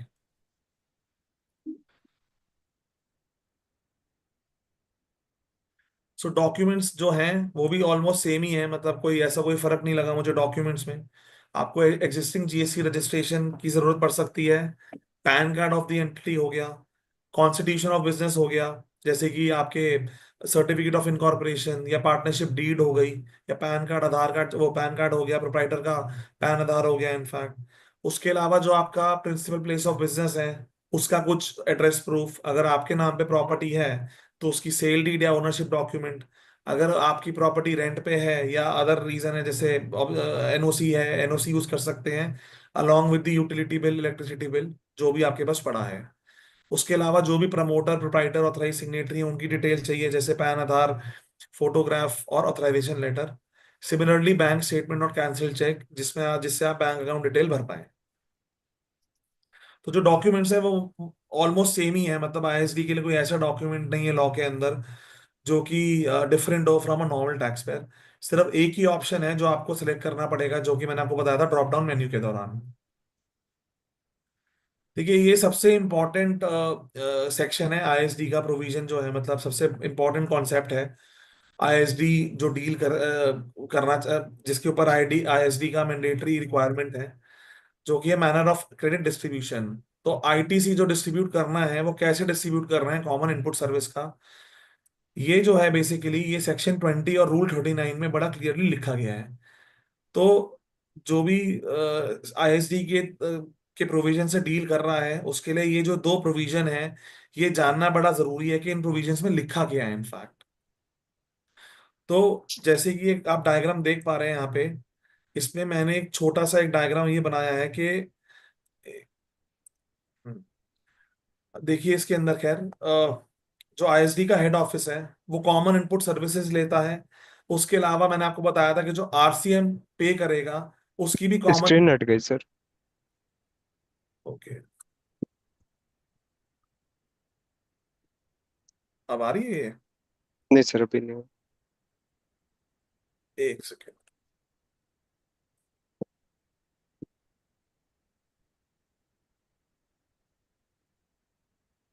ये होस्ट की तरफ से कुछ चेंज हुआ है इनफैक्ट। एक सेकंड सर, एक सेकंड सर।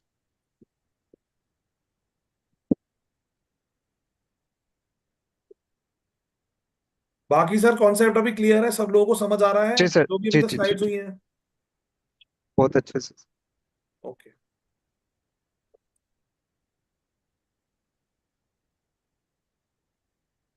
जी सर अब कर लीजिए। हाँ हाँ अब हो रहा है।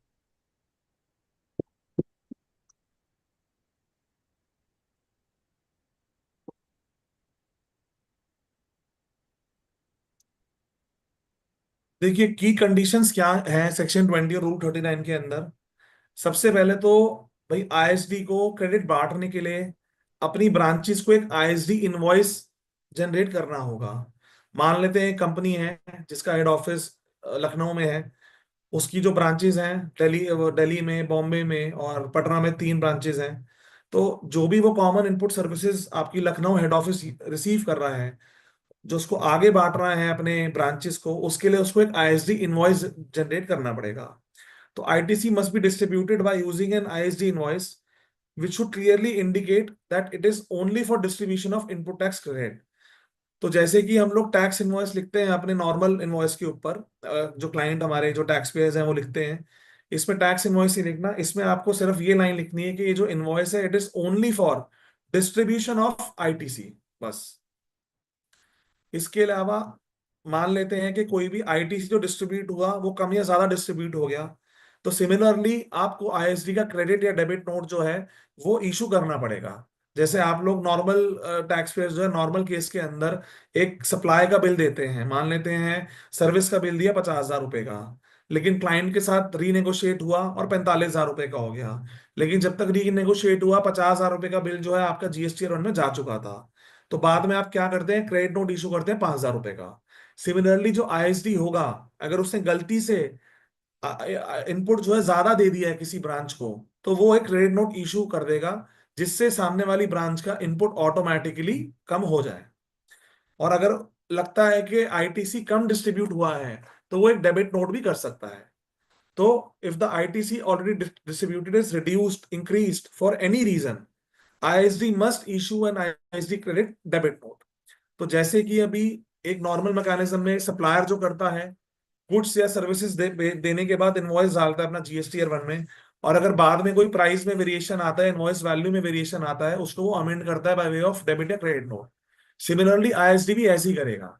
अगर बाद में कोई वेरिएशन आएगा भाई, इनपुट डिस्ट्रीब्यूट जो डिस्ट्रीब्यूट हुआ है उसमें, तो वो एक क्रेडिट या डेबिट नोट इशू कर देगा इनफैक्ट। इसके अलावा जो डिस्ट्रीब्यूशन होगा वो सेम मंथ में होगा। देखिए, जो जो आपको आईएसडी का जो भी रजिस्ट्रेशन लेंगे, आईएसडी के पास भी एक 2B आएगा। जैसे जो टैक्स पेयर्स होंगे वो इंस्टेड ऑफ जो आपके दूसरे जीएसटी नंबर है, आईएसडी का जीएसटी नंबर दे देंगे अपने सप्लायर्स को, अपने ऑडिटर को, या आईटी कंसल्टेंट को, या लीगल। इसमें 6 भी पहले से ही आता है। हाँ जी, 6 भी आता है पहले से, इनपुट के लिए आता है ना, ऑटो पॉपुलेट इनपुट आती है, क्योंकि तो बहुत पुराना कंसेप्ट चला रहा है ना आईएसडी का, तो हाँ इसमें जी, इनपुट ऑटो पॉपुलेट पहले से ही आती है, हाँ और क्रेडिट बिल्कुल नोट ठीक भी सर। पहले से ही आते हैं उसमें। नहीं नहीं, बिल्कुल ठीक, बिल्कुल ठीक। वो तो देखिए, मैंने यही कहा था, जो कॉन्सेप्ट है ये जीएसटी में शुरू से है, 2017 से है, बट मैंडेटरी नहीं था इनफैक्ट। लेकिन हो सकता है किसी किसी को शायद से ये चीज का आइडिया ना हो कि इसमें 2B है नहीं है, मैं इसलिए इस चीज को दोहरा रहा हूँ।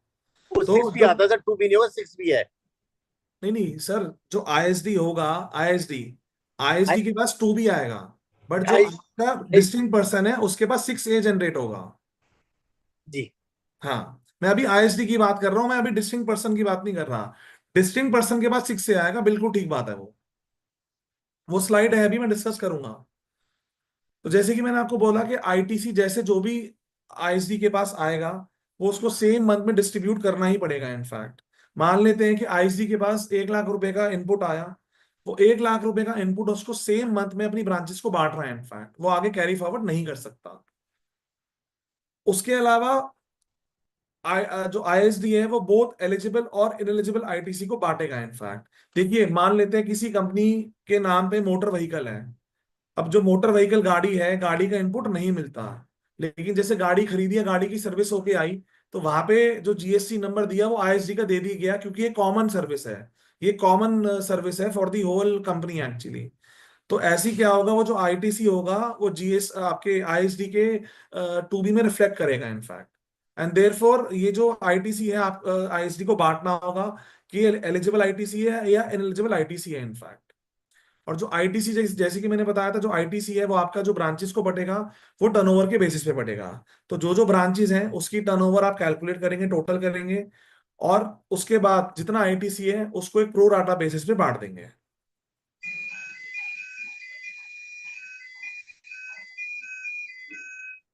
तो देखिए, जो सेक्शन 20 और रूल 39 है उसके अंदर एक स्पेसिफिक बात करी गई है कि कोई खर्चा ऐसा हो सकता है। देखिए, बहुत सारी कंपनीज हैं जिनके जो बैंक है, वो बैंक हेड ऑफिस ही प्रोसेस करता है। एक सिंगल बैंक होता है जो कि हेड ऑफिस कंट्रोल करता है, पूरे हर स्टेट से बैंक नहीं होते हैं।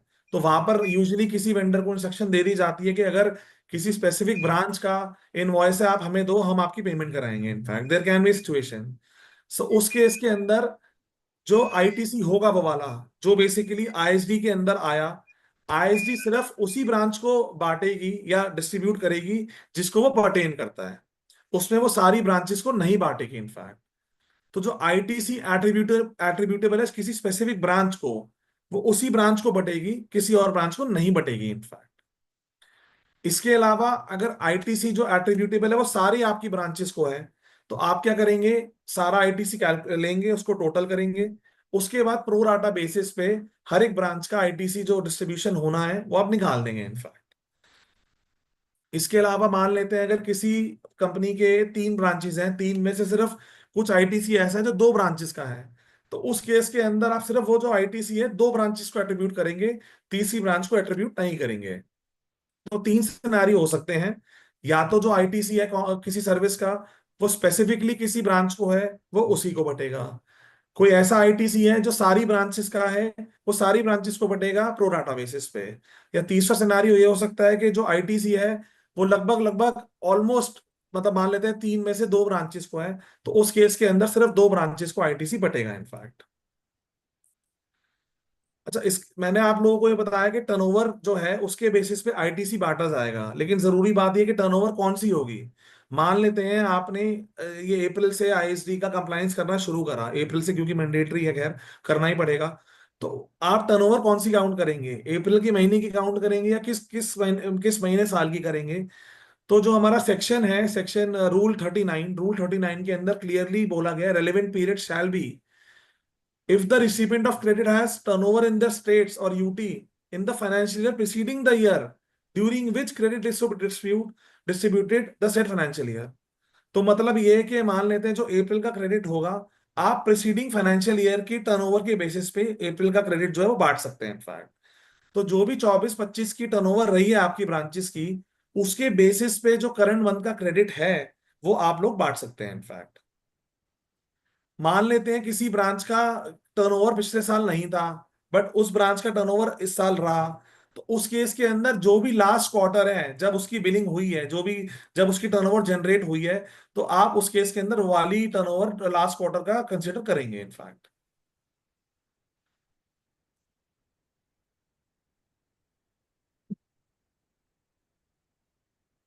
देखिए, इसके अलावा क्रेडिट बांटना कैसे है, मतलब मान लेते हैं किसी आईएसडी को सीजीएसटी और एसजीएसटी का इनवॉइस आया और उसकी ब्रांचेस जो है वो सेम स्टेट में भी है और बाहर वाली स्टेट्स में, तो जीएसटी बटेगा कैसे इनफैक्ट। तो जो आईजीएसटी का क्रेडिट होगा वो एज अ आईजीएसटी ही बटेगा, चाहे आपकी कोई ब्रांच सेम स्टेट में है या किसी और स्टेट में इनफैक्ट। तो ये बड़ा क्लियर है कि मान लेते हैं कि आपका जो सप्लायर है वो किसी और स्टेट में रजिस्टर्ड है, जो जिस स्टेट में आपका आईएसडी है उसके अलावा स्टेट में रजिस्टर्ड है, और उस आईएसडी को आईजीएसटी का इनवॉइस आया है, आगे जो उसने वो क्रेडिट बांटना है वो अगर आईजीएसटी बांटेगा, इरिस्पेक्टिव कि उसकी यूनिट जो है वो सेम स्टेट में है या दूसरी स्टेट में है इनफैक्ट। करंट सिनारी में क्या होता है कि कोई भी स्टेट के अंदर अगर लोकल सेल होती है, लोकल सर्विसेज होती हैं, तो वो सीजीएसटी और एसजीएसटी लगता है। लेकिन आईएसटी के केस में ऐसा नहीं होगा, आईजीएसटी का जो क्रेडिट होगा वो आईजीएसटी में ही की तरह ही बटेगा आगे। उसके अलावा जो सीजीएसटी और एसजीएसटी का होगा उसका ट्रीटमेंट क्या है वो भी मैं आपको बताता हूँ। सो अगर आपका आईएसडी और जो आपका एक और ब्रांच है वो सेम स्टेट में है, तो सीजीएसटी एंड एसजीएसटी जो होगा वो एज अ सीजीएसटी और एसजीएसटी ही बटेगा इनफैक्ट। और अगर जो आपका रिसिपिएंट यूनिट एक डिफरेंट स्टेट में है अदर देन दी आईएसडी, देन जो वो क्रेडिट बटेगा वो आपका एज अ आईजीएसटी बटेगा। उस केस के अंदर होगा क्या कि जो भी सीजीएसटी और एसजीएसटी या यूटीजीएसटी का जो टोटल है वो आप ऐड करके उसको आईजीएसटी एज आईजीएसटी डिस्ट्रीब्यूट कर देंगे इनफैक्ट। तो अब देखिए, मैंने एक टेबल बनाई है जिसमें बड़ी बेसिक सी एक मैंने चीज एक एक्सप्लेन करने की कोशिश करी है, जो डिस्ट्रीब्यूशन कैसे होगी। जैसे कि मैंने आपको बताया था, लीगल फीस एक कॉमन इनपुट सर्विस है। मान लेते हैं कि जो आईएसडी है वो महाराष्ट्र में लोकेटेड है और जो उसका वेंडर है उसने उसको आईजीएसटी लगाया है इनफैक्ट, और जो जिस यूनिट को बांटना है वो महाराष्ट्र में ही लोकेटेड है। सो इन दैट केस जो आपका क्रेडिट डिस्ट्रीब्यूट होगा वो एज अ आईजीएसटी ही होगा इनफैक्ट, जो कि मैंने आपको बताया। सिमिलरली अगर लीगल फीस पे आपको सीजीएसटी एसजीएसटी लग के आ रहा है और आईएसडी महाराष्ट्र में और आपकी यूनिट भी महाराष्ट्र में, इन दैट केस आप सीजीएसटी और एसजीएसटी, आईएसडी सीजीएसटी और एसजीएसटी ही लगाएगा अपने इनवॉइस पे, डिस्ट्रीब्यूट करेगा मतलब। ऑडिट फीस जो है, मान लेते हैं ऑडिट फीस एज आईजीएसटी आई आईएसडी को महाराष्ट्र में और उसको अपने यूनिट को बांटना है कर्नाटका में। सो इन दैट केस जो क्रेडिट डिस्ट्रीब्यूट होगा वो एज आईजीएसटी क्रेडिट डिस्ट्रीब्यूट होगा, क्योंकि जो यूनिट है वो एक डिफरेंट स्टेट में लोकेटेड है। सिमिलरली एडवर्टीजमेंट का कोई ऐसा खर्चा हुआ, एक्सपेंस हुआ जो जो कि आईएसडी को आया और उस इनवॉइस पे सीजीएसटी और एसजीएसटी लग के आया इनफैक्ट, और यूनिट जो लोकेटेड है ब्रांच वो वहां तमिलनाडु में लोकेटेड है, तो वो आपको एज आईजीएसटी ही बांटना होगा इनफैक्ट।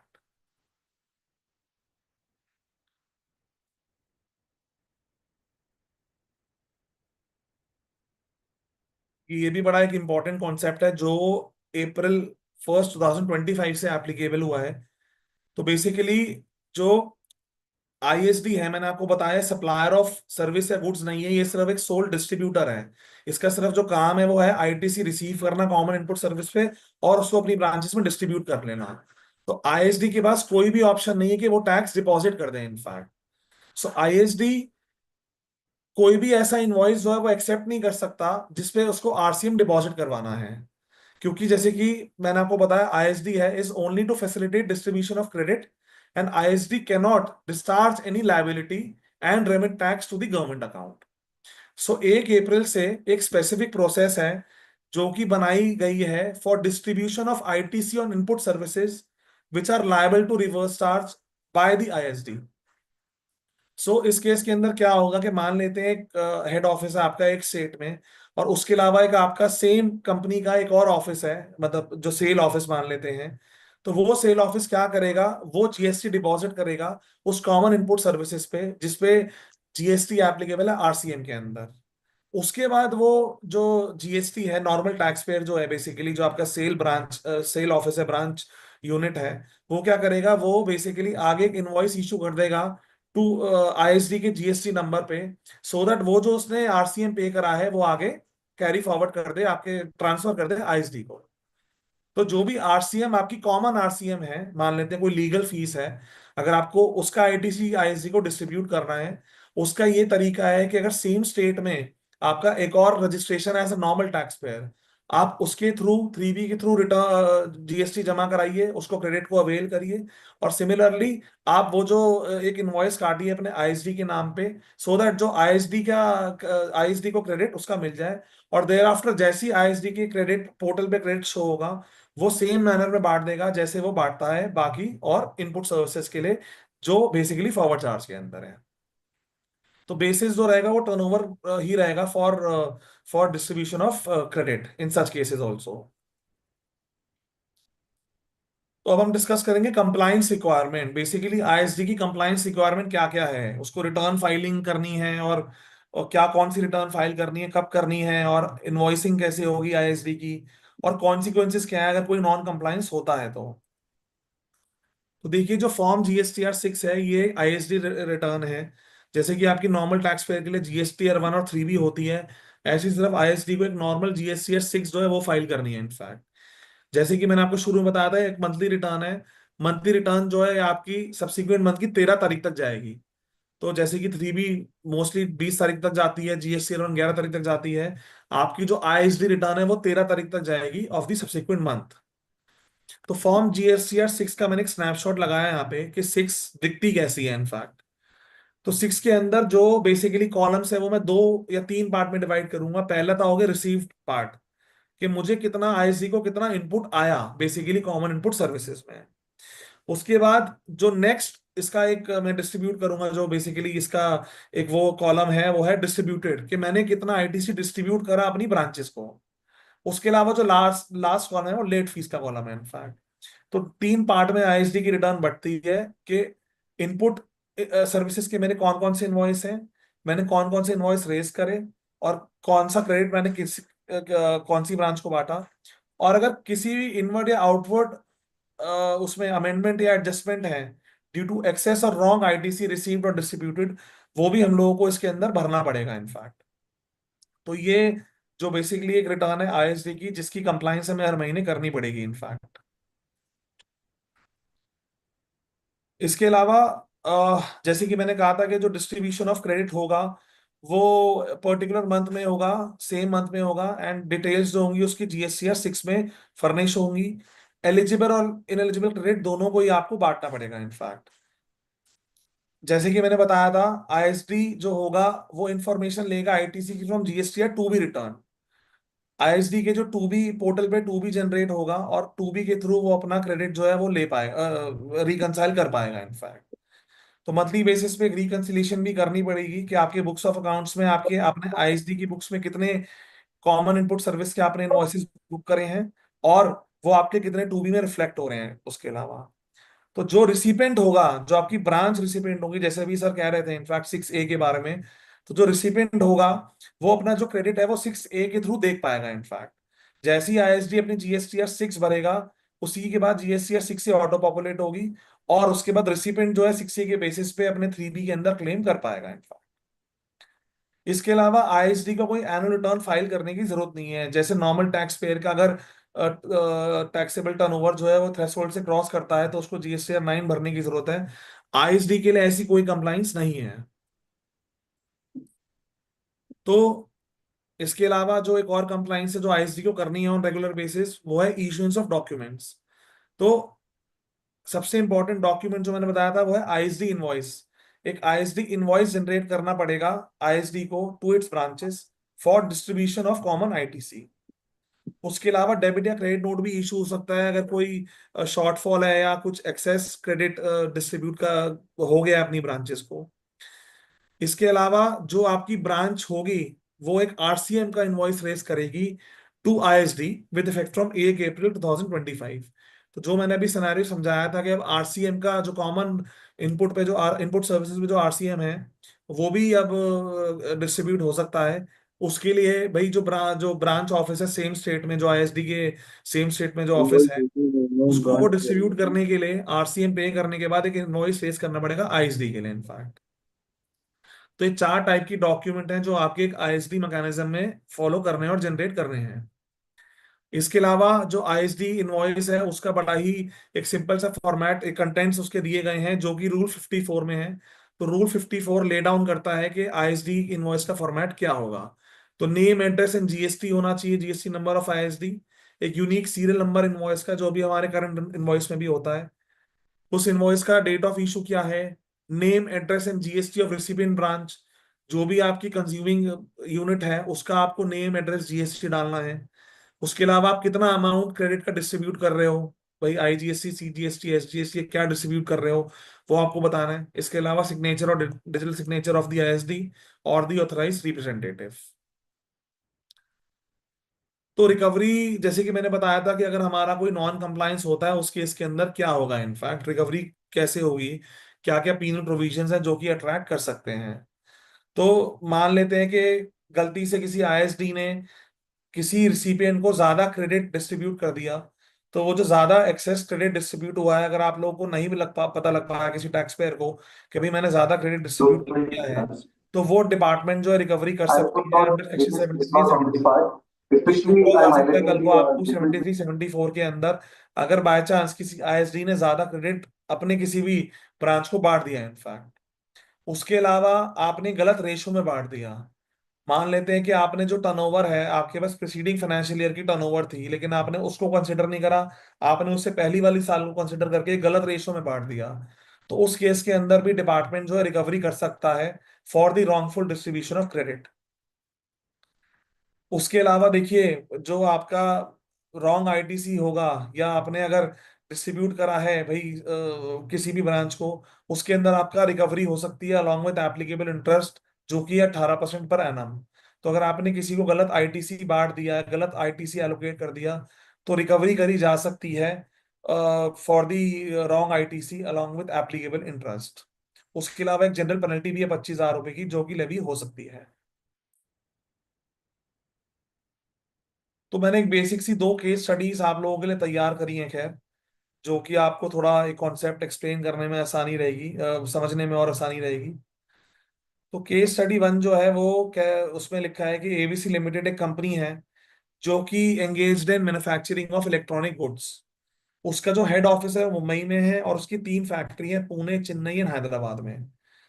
एंड हेड ऑफिस जो है वो एंगेज नहीं है किसी भी सप्लाई ऑफ गुड्स और सर्विसेज को देने में। इनफैक्ट वहां से कोई भी आउटपुट सप्लाई नहीं होती, जो सिर्फ आउटपुट सप्लाई होती है पुणे, चेन्नई और हैदराबाद से होती है।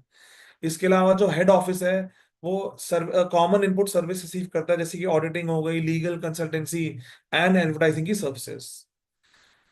तो मान लेते हैं उसने ड्यूरिंग एक पर्टिकुलर टैक्स पीरियड जो तीनों सर्विसेज हैं उसको रिसीव करा जो उसका आईटीसी था 1 लाख रुपए का। और वो जो सर ये जो कॉमन इनपुट सर्विस है ये सारी एट्रीब्यूटेबल है टू ऑल द 3 फैक्ट्रीज। तो देयरफॉर इसमें क्या कंप्लाइंस होगी, जो आपका मुंबई का हेड ऑफिस है वो अपने आप को रजिस्टर करेगा एज अ आईएसडी, वो आईएसडी की रजिस्ट्रेशन ऑब्टेन करेगा।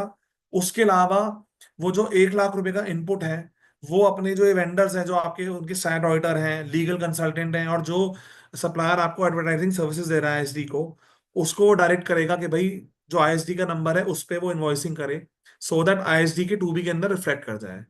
जब वो आईएसडी के 2B में रिफ्लेक्ट करेगा उसके बाद जीएसटीआर 6 में क्रेडिट अवेल करेगा आईएसडी और उसके बाद on the basis of the turnover वो बांट देगा। टर्नओवर होगी आपकी प्रीसीडिंग फाइनेंशियल ईयर की जो कि मैंने आपको बताया अभी।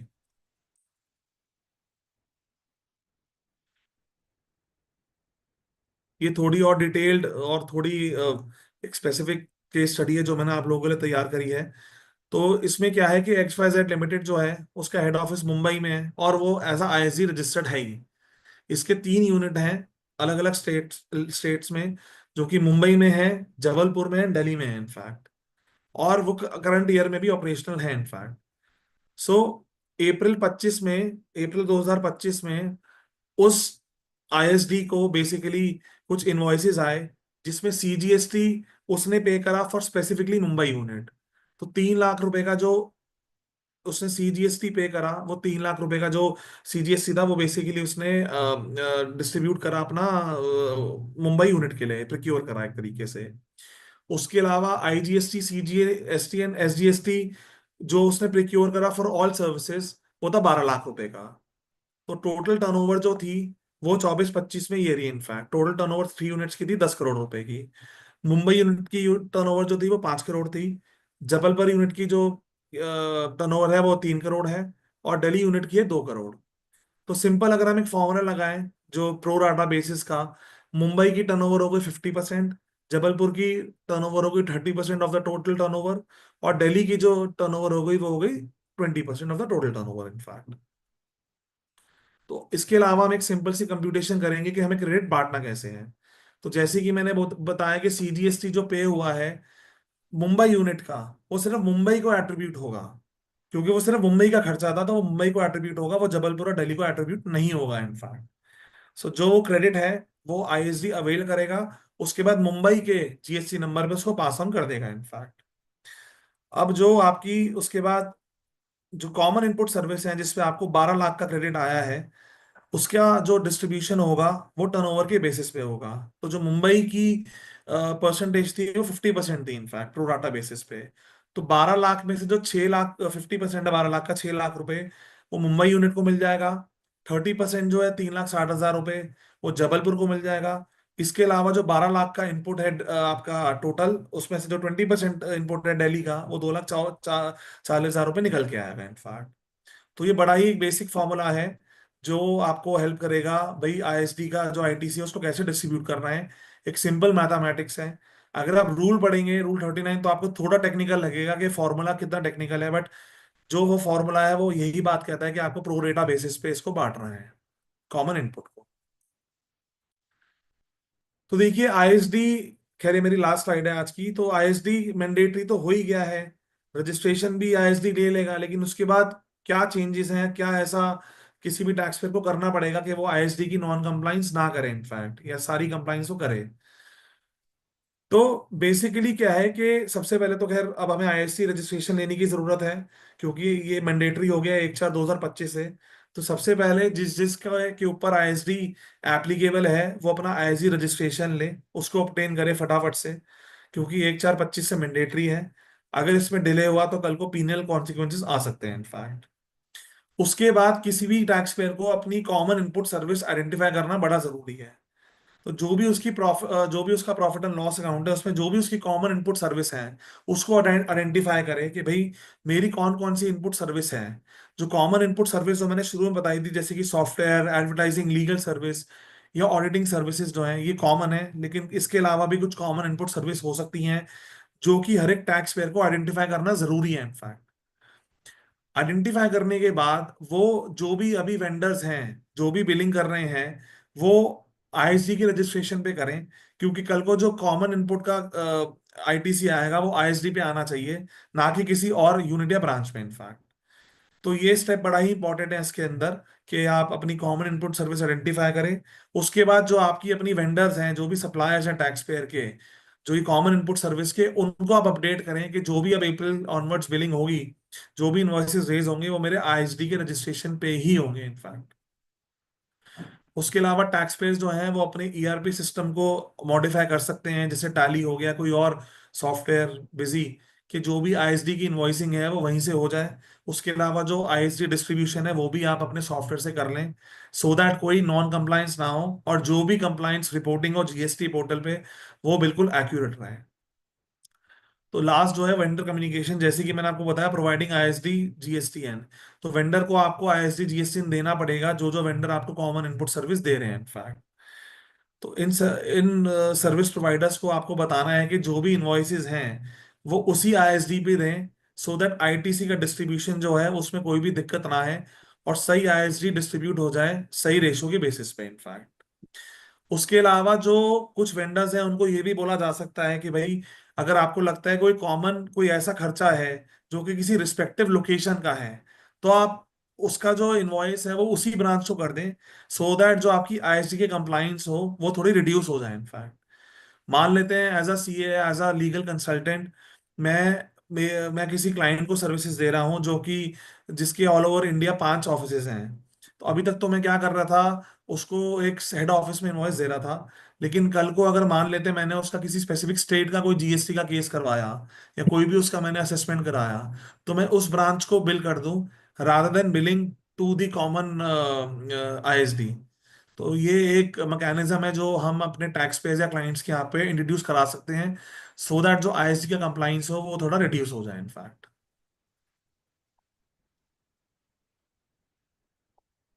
हाँ जी। तो यही है आज की जो एक बेसिक प्रेजेंटेशन है इनफैक्ट। अब जो जो क्वेरीज हैं वो एक बार डिस्कस हम लोग कर सकते हैं। जी सर। सर इसमें कुछ क्वेरीज आई हुई है मेरे पास। हाँ जी। सबसे पहले क्वेरी तो सर ये है कि जहाँ पर ई इनवॉइस मैंडेटरी है तो क्या आईएसडी इनवॉइस भी ई इनवॉइस हो गया? देखिए अभी तो मेरे हिसाब से तो क्योंकि आईएसडी की कोई टर्नओवर नहीं है, जो ई इनवॉइसिंग का कॉन्सेप्ट है वो तो टर्नओवर बेस्ड है इनफैक्ट। तो अभी एज एज ऑन डेट तो आईएसडी को इनवॉइसिंग करने की जरूरत नहीं है, बट गोइंग फॉरवर्ड ये वाला प्रोविजन एप्लीकेबल हो सकता है।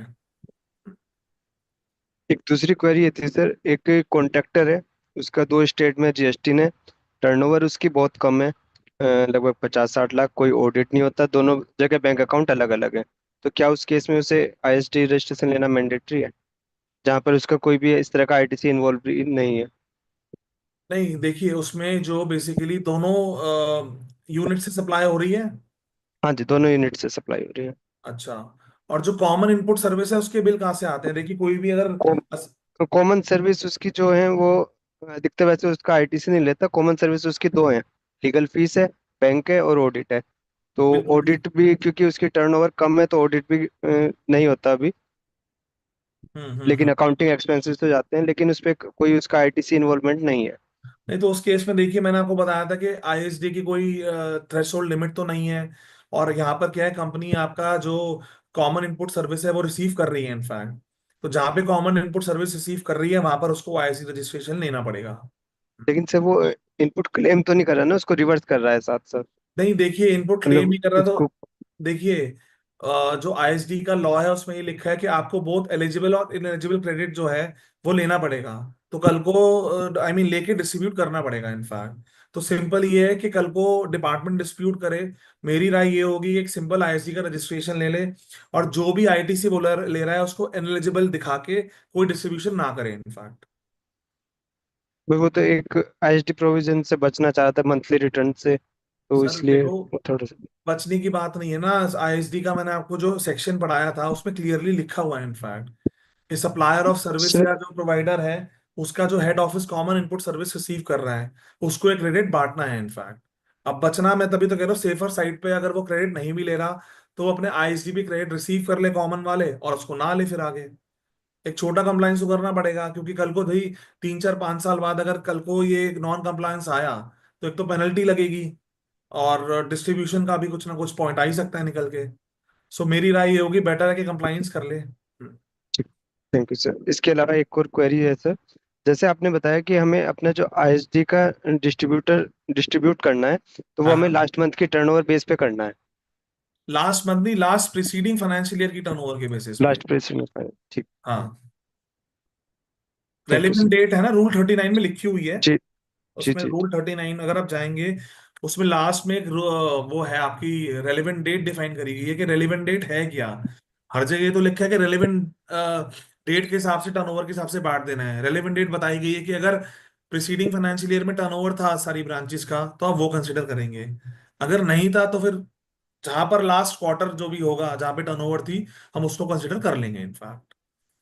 तो सर जैसे मान लो अगर उस केस में मेरी कोई एक ब्रांच इस साल में ऐड हुई है और उसमें मेरी टर्नओवर हो रही है, अभी तो मैंने प्रोराटा बेस पे उसका डिस्ट्रीब्यूट कर लिया और मार्च तक मेरी टर्नओवर फिर उसमें डिफर कर जाती है, तो क्या उस केस में हमें फिर डिस्ट्रीब्यूट अलग से करना होगा? नहीं नहीं, एक बार फिर बताइए, आपकी जो ब्रांच कब ऐड हुई है? मेरी अभी तक 3 ब्रांच थी लास्ट ईयर ठीक है। तक। इस ठीक साल है। फाइनेंशियल ईयर में मेरी 2 ब्रांच, एक ब्रांच ऐड हो गई है। हम्म। ठीक उस है। ब्रांच को ऐड होने के बाद अभी मेरा फर्स्ट क्वार्टर मान लो चला जाता है, उसके बाद मेरे पास कोई बिल आता है, हम्म। तो उसके बाद मैं उसको डिस्ट्रीब्यूट करता हूँ, तो मेरी टर्नओवर इसमें जो नई ब्रांच ऐड हुई है तब तक मेरी टर्नओवर कम रहती है। उसके बिल्कुल बाद में मार्च तक मेरी टर्नओवर बढ़ जाती है बिल्कुल ठीक। नई ब्रांच की। तो क्या जो मैंने डिस्ट्रीब्यूट किया है उसको फिर मुझे चेंज करना पड़ेगा सर, एंड में हो आईटीसी? सकता है बिल्कुल करना पड़ा है, क्रेडिट या डेबिट नोट से आपको करना पड़ेगा इनफैक्ट, बिल्कुल।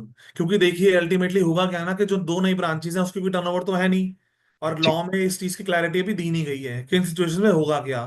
तो प्रैक्टिकली मैं बोलूंगा कि मान लेते हैं अप्रैल से आपकी ऐड ऑन हुई, तो उस केस के अंदर हम अप्रैल का टर्नओवर सेफर साइड पे कंसिडर कर लें, मतलब क्योंकि इस सिनेरियो के लिए स्पेसिफिक प्रोविजन नहीं है।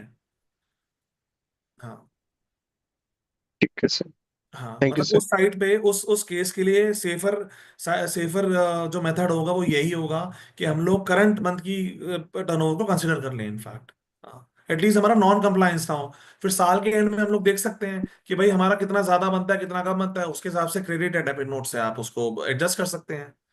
हम्म। डेबिट नोट इशू होगा उससे, आईएसडी रजिस्ट्रेशन से ही सर? बिल्कुल होगा, आईएसडी से होगा। जी।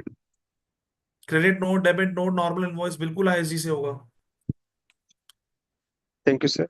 बाकी अगर किसी और सदस्य की कोई क्वेरी हो तो प्लीज। सर जैसे एक क्वेरी मेरी थी सर, एक पूछ लें आपसे? हाँ जी सर, बिल्कुल पूछिए। सर जैसे सेम स्टेट में ब्रांच है और इनपुट्स का कोई लेन देन नहीं है दोनों ब्रांच, तो क्या पोजीशन होगी सर? सेम स्टेट में आपकी ब्रांच है? ब्रांच है मतलब, हाँ दोनों ब्रांच सेम स्टेट में है, मतलब एमपी का है तो एमपी में दोनों है। नहीं, और हेड ऑफिस कहाँ पे है? एक हेड ऑफिस पकड़ लीजिए, एक ब्रांच पकड़ लीजिए उसमें। अच्छा, तो एक पेन कार्ड पे 2 नंबर है, इट मीन्स। समझ गया मैं। तो उस केस के अंदर जो भी कॉमन इनपुट सर्विस है वो आप हेड ऑफिस में डाइवर्ट करेंगे, पहली चीज तो। सर उनका कोई उसका लेन देन नहीं है उसमें, अपने अपने खर्चे दोनों के होते हैं, जैसे सेम पोजीशन जैसे वो अपने उदाहरण पहले लिया था। नहीं, आप ये बताइए फिर ऑडिट फीस कैसे बांटते होंगे उसमें? ऑडिट फीस का बिल कहाँ पे आता है? सर वो वैसे तो दोनों कंपनी में लिखते हैं ऑडिट फीस, दोनों बियर करती है तो। नहीं, दोनों कंपनी मतलब एक ही तो कंपनी हुई ना सर, कंपनी तो एक ही है। हाँ कम, फर्म तो सर एक ही, कंपनी एक है, आपने कहा एक पैन है, तो मतलब एक एंटिटी हो गई। एक एंटिटी हुई। तो उसमें सर तो कोई, एक एक कोई हेड ऑफिस बनाना है, एक को ब्रांच बनाना है। हाँ बिल्कुल, मतलब आप दो ऑफिस खुले हुए हैं आपके, या खोलना चाहते हैं? खुले आप हुए हैं, ऑलरेडी खुले हुए हैं। ऑलरेडी खुले हुए हैं ना सर। Right sir. एक हेड ऑफिस है जहां से कोई सप्लाई नहीं होती होगी, right sir.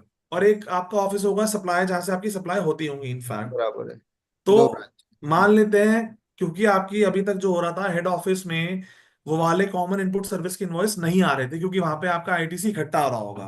Correct? Right sir. Current scenario की बात कर रहा हूँ, बिफोर अप्रैल 2025। Right sir. क्योंकि आपकी लाइबिलिटी बन रही थी आपके वहाँ दूसरे लोकेशन से जहां से आप सप्लाई करते हैं, तो आप इनवॉइसिंग वहीं से पे करवा रहे होंगे कि आपको राइट। क्रेडिट मिल जाए। लेकिन अब आपको सिनेरियो चेंज करना पड़ेगा। जो राइट। कॉमन इनपुट सर्विसेज के इनवॉइस हैं वो आपको आईएसडी हेड ऑफिस में लेने पड़ेंगे, मतलब एज अ रजिस्टर करना पड़ेगा।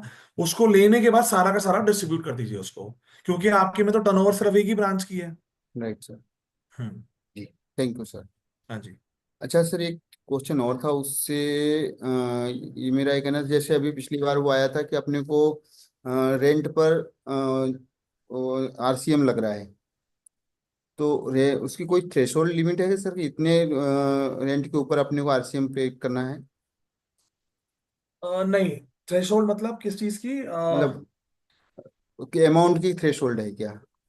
नहीं नहीं, मेरे हिसाब से कोई थ्रेशोल्ड नहीं है, बिल्कुल। जितना भी करना है आ रहा है उसका 18% भरना है, हाँ मतलब हाँ हाँ, जितना भी बिल्कुल पेड बिल्कुल, करना कोई है। थ्रेशोल्ड लिमिट नहीं है। मतलब वो 20 लाख की जो लिमिट है वो आपकी एप्लीकेबल यहाँ नहीं होगी। यहाँ नहीं, मतलब यहाँ हाँ 10,000 अगर भरना है तो 18% आपको उसका आरसीएम हाँ, भरना है। भरना पड़ेगा। एक जी। सिनारियो मैं आपको बता देता हूँ कि पहले क्या था कि, मतलब मान लेते हैं कोई जीएसटी में अगर रजिस्टर्ड नहीं है, उसकी 20 लाख से कम की टर्नओवर है सर्विस की, मान लेते हैं, या राइट। 40 लाख गुड्स की अगर उससे कम है एक स्टेट के अंदर, तो पहले ये था कि एक एम्बिग्विटी कहूंगा, लोगों ने थोड़ा इसमें वो करा कि भाई रजिस्ट्रेशन ले लिए कि अगर आपकी कोई भी आरसीएम की लायबिलिटी आती है तो आपको रजिस्ट्रेशन लेना है। इनफैक्ट तो लोगों ने रजिस्ट्रेशन लिए, but I think last to last year budget में वो हट चुका है कि आपकी अगर आप रजिस्टर्ड हो ऑलरेडी तभी आपको आरसीएम पे करना है। अगर आप रजिस्टर्ड नहीं हो तो आपको स्पेसिफिकली रजिस्ट्रेशन लेने की जरूरत नहीं है टू पे दी आरसीएम। तो अगर आपका रेंट है, यहाँ पे आप जैसे रेंट पे कर रहे हैं और उसके अलावा आपकी कोई लायबिलिटी नहीं है रजिस्टर करने की, मतलब आपकी लिमिट 10-20 से नीचे है, तो आपको रजिस्ट्रेशन लेने की जरूरत नहीं है इन दैट केस। ये प्रोविजन है, मैं आपको बताऊंगा, मतलब मैंने ये चीज पढ़ी हुई है, आई थिंक 2023-24 के बजट में था ये। सेक्शन 25 में कहा है, मैं बताऊंगा आपको ये चीज। मे बी आप नंबर ले लो, एक बार मुझे मैसेज ड्रॉप कर देना, मैं राइट चेक करके बता दूंगा आपको। Right sir, thank you sir, thank you very much.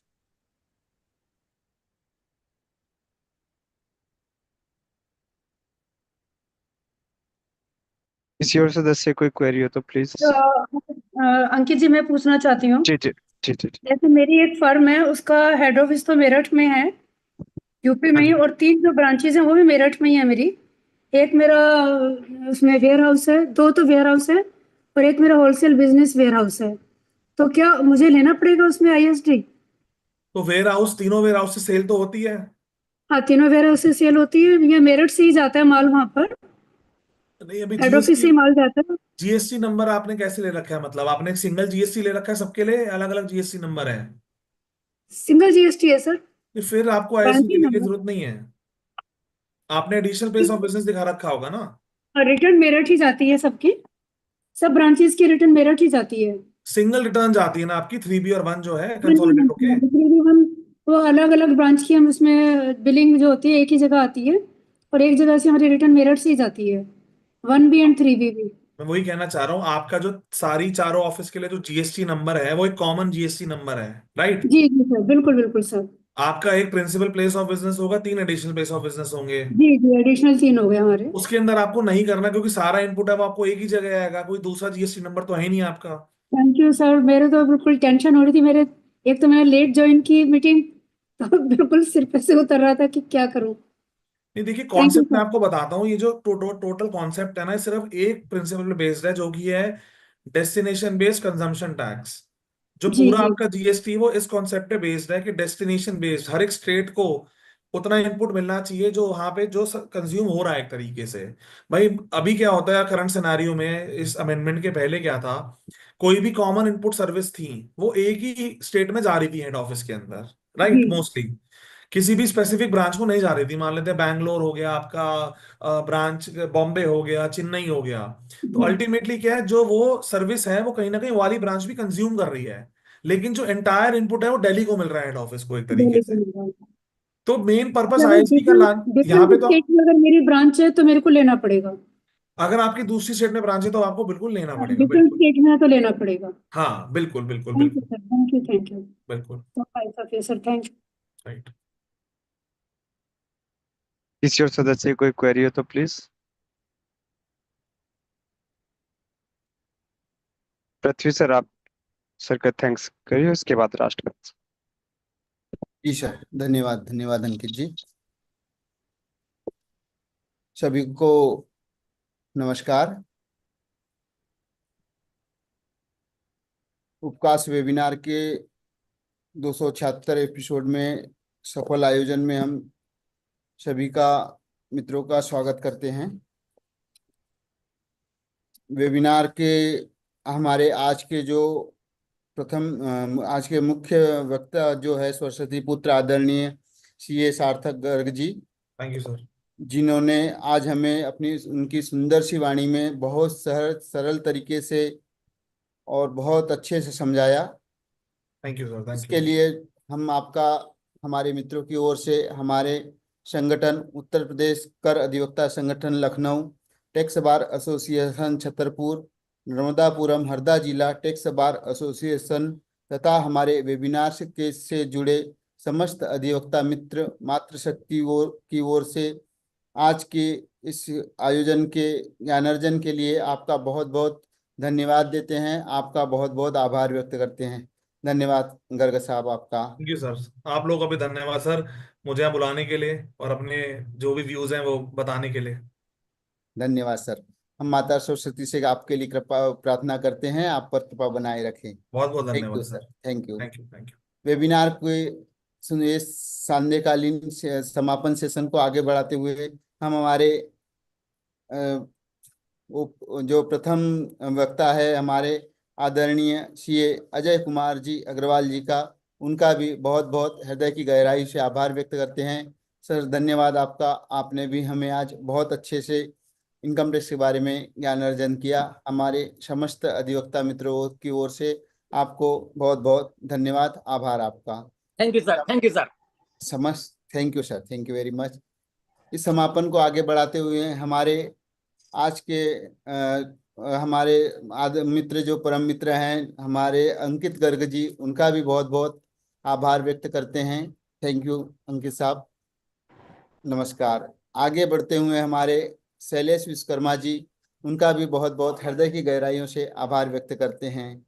समापन को आगे बढ़ाते हुए हमारे इस वेबिनार के जनक हमारे आदरणीय हर्ष शर्मा जी, जो हमारे लिए इतनी मेहनत करते हुए हर वेबिनार को एक नई कड़ी से जोड़ते हुए और हमें नॉलेज बढ़ाते हुए हमारा ज्ञान अर्जन करते हैं, हमें एक ज्ञान के बारे में नया नॉलेज, नई उमंग, आशाएं देते हैं और हमें हमारे इस फील्ड में आगे बढ़ाते हैं। सर आपका बहुत बहुत आभार, बहुत बहुत धन्यवाद।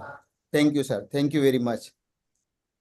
समापन को आगे बढ़ाते हुए हमारे इस वेबिनार में, इस जूम मीटिंग में जुड़े समस्त अधिवक्ता मित्र, मातृशक्ति और इस यूट्यूब पर भी जुड़े हुए समस्त मित्रों का हम बहुत बहुत आभार व्यक्त करते हैं, जिन्होंने आज बहुत धैर्यपूर्वक हमारे आज के वक्ता श्री सार्थक गर्ग जी को ध्यान से सुना, अच्छे से सुना। उनके लिए, इस धैर्य के लिए बहुत बहुत आभार, धन्यवाद।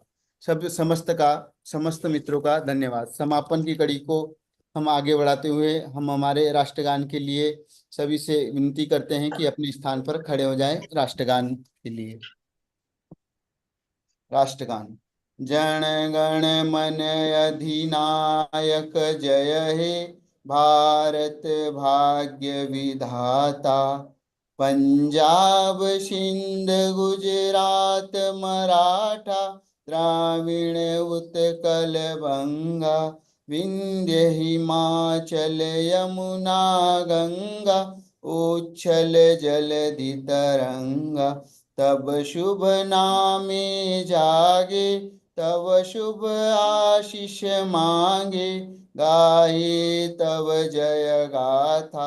जन गण मंगलदायक जय हे भारत भाग्य विधाता, जय हे जय हे जय हे जय जय जय जय हे।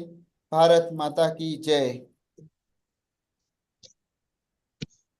और समापन में सर हम सब ईश्वर से, भगवान से हमारे हर्ष शर्मा जी के लिए प्रार्थना करते हैं सभी की ओर से। सर वो अच्छे जल्दी से जल्दी पूर्णतः स्वस्थ हो जाए, ये हमारी प्रार्थना रहेगी सर। धन्यवाद सर।